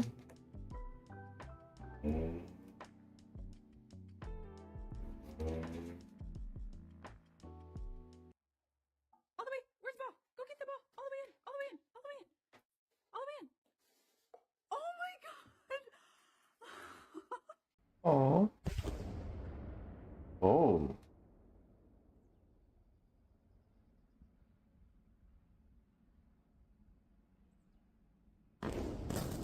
Oh.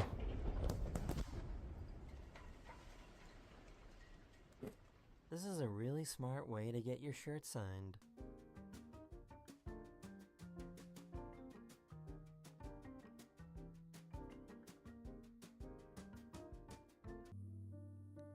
Drop it. No. Stolen. Izumi got stolen.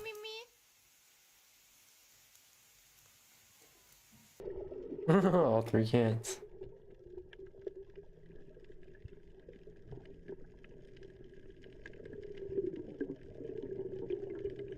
This cat can distinguish between different sizes.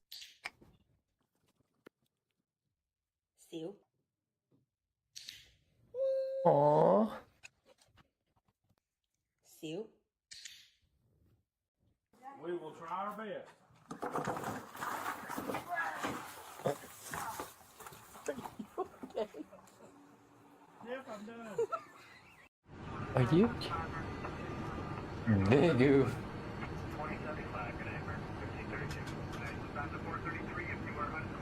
What the fuck?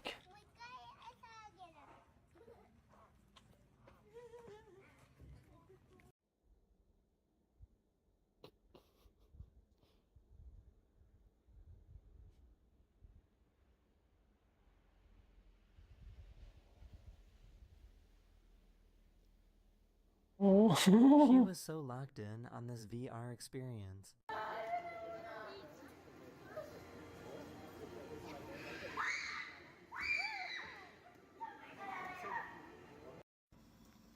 Screaming skeleton.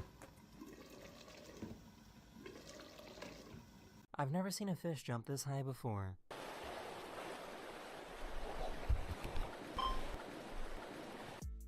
Alright, what the fuck?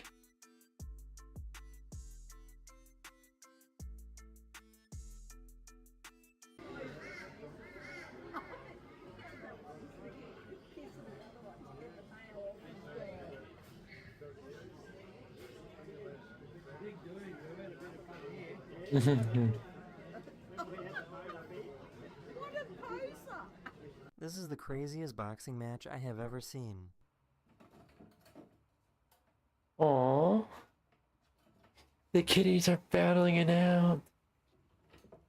Aww. That's genius. Letting you know the menu is sideways. Yeah. Oh. Hey, bro. You gonna share that with me? Oh, come on now. That is the end of this video. I hope you enjoyed, and I'll see you guys again. That's so adorable. Adorable. The consequence. Alright.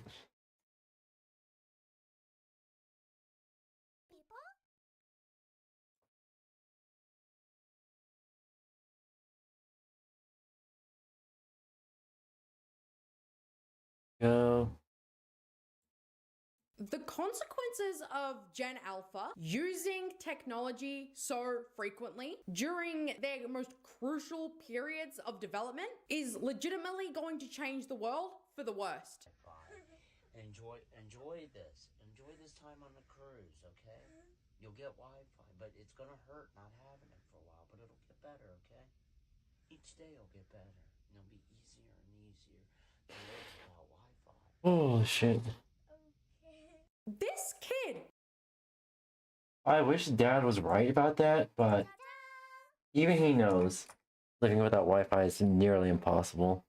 is on a cruise, and not just any cruise, a Disney cruise. I am not exaggerating, you guys, when I say that going on a family vacation on the Disney cruise was every single Gen Z's child's dream when we were younger. We would have killed for a ticket on this boat of magic and adventure. But that's Exactly. just simply not the case anymore. These kids have to be calmed down and consoled by their parents because they're throwing tantrums over not being able to access the Wi-Fi to play their stupid online games when they're literally on the Disney cruise. Here's just a very small amount of things that are included on a Disney cruise for kids to do. There is literally unlimited soft serve ice cream and all you can drink soda. There's a scavenger hunt based in Andy's room from Toy Story that kids can participate in.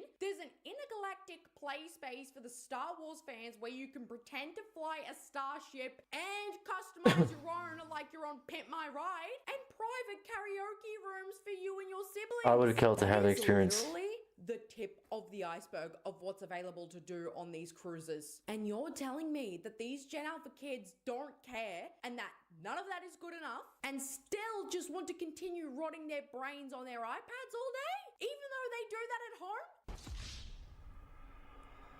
Ungrateful ass brats, if I do say so myself. And this video that was uploaded to TikTok is the exact reason why these kids are acting out as much as they are nowadays. Because this woman likes to say her child is behaving in public because of the use of the iPad and the headphones, so she's completely removed from the reality around her. But this is not behaving. This is occupying her for the meantime. And there's a massive difference between the two. So all you're telling me is, had this child not been given an iPad and a pair of headphones, then she would have acted exactly like that kid at the beginning of the video, would she have not? Because that's what I'm getting. Yeah, so that's not parenting. That is just distracting kids so that they're not acting actually being taught how to behave in public. And it is a Fair. detriment to their development, because there were people in the comment section saying that this is exactly how their younger siblings were raised when they were kids. And now that they're a little older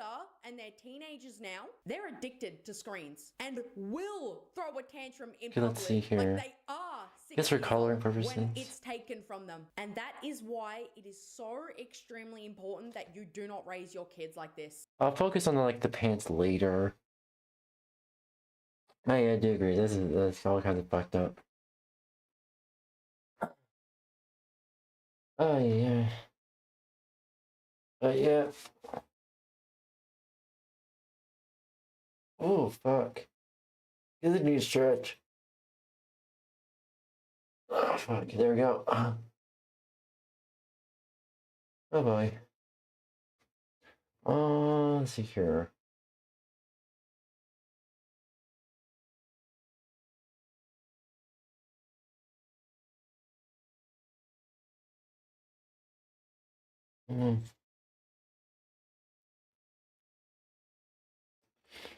Alright, so currently, okay, I should redo the hands real. I should redo those hands, so.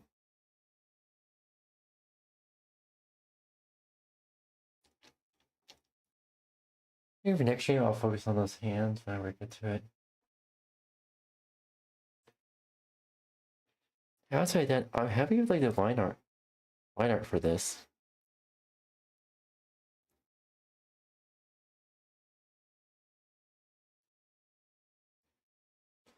I know proportions are off, but I'm still learning. Still learning, by the way. Let's see here. What time is it? All right. 15.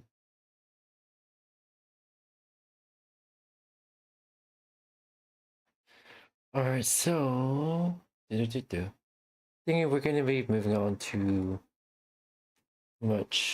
pretty much YouTube reactions. That's beat. Well, this is supposed to be an art stream, but yeah. Right now, I feel like I'm gonna be working on that area next. Probably after working on, I will be like adjusting everything. While I'm going to the hand placement. Oh, it's gonna be a hassle and a half. Anywho, I think it's pretty much more or less just end the stream here. I just want to say thank you everyone for joining today's stream. And thank you. Just chilling, just hanging out here. Anywho, I think for like for the rest of the evening, I'm just gonna be just relaxing, hanging out with friends and all that. That being said, hope your day is going well. Hope your day, evening, night time zone will continue to go well. And that being said, I gotta get going, Blitzies. Bye bye, Matane.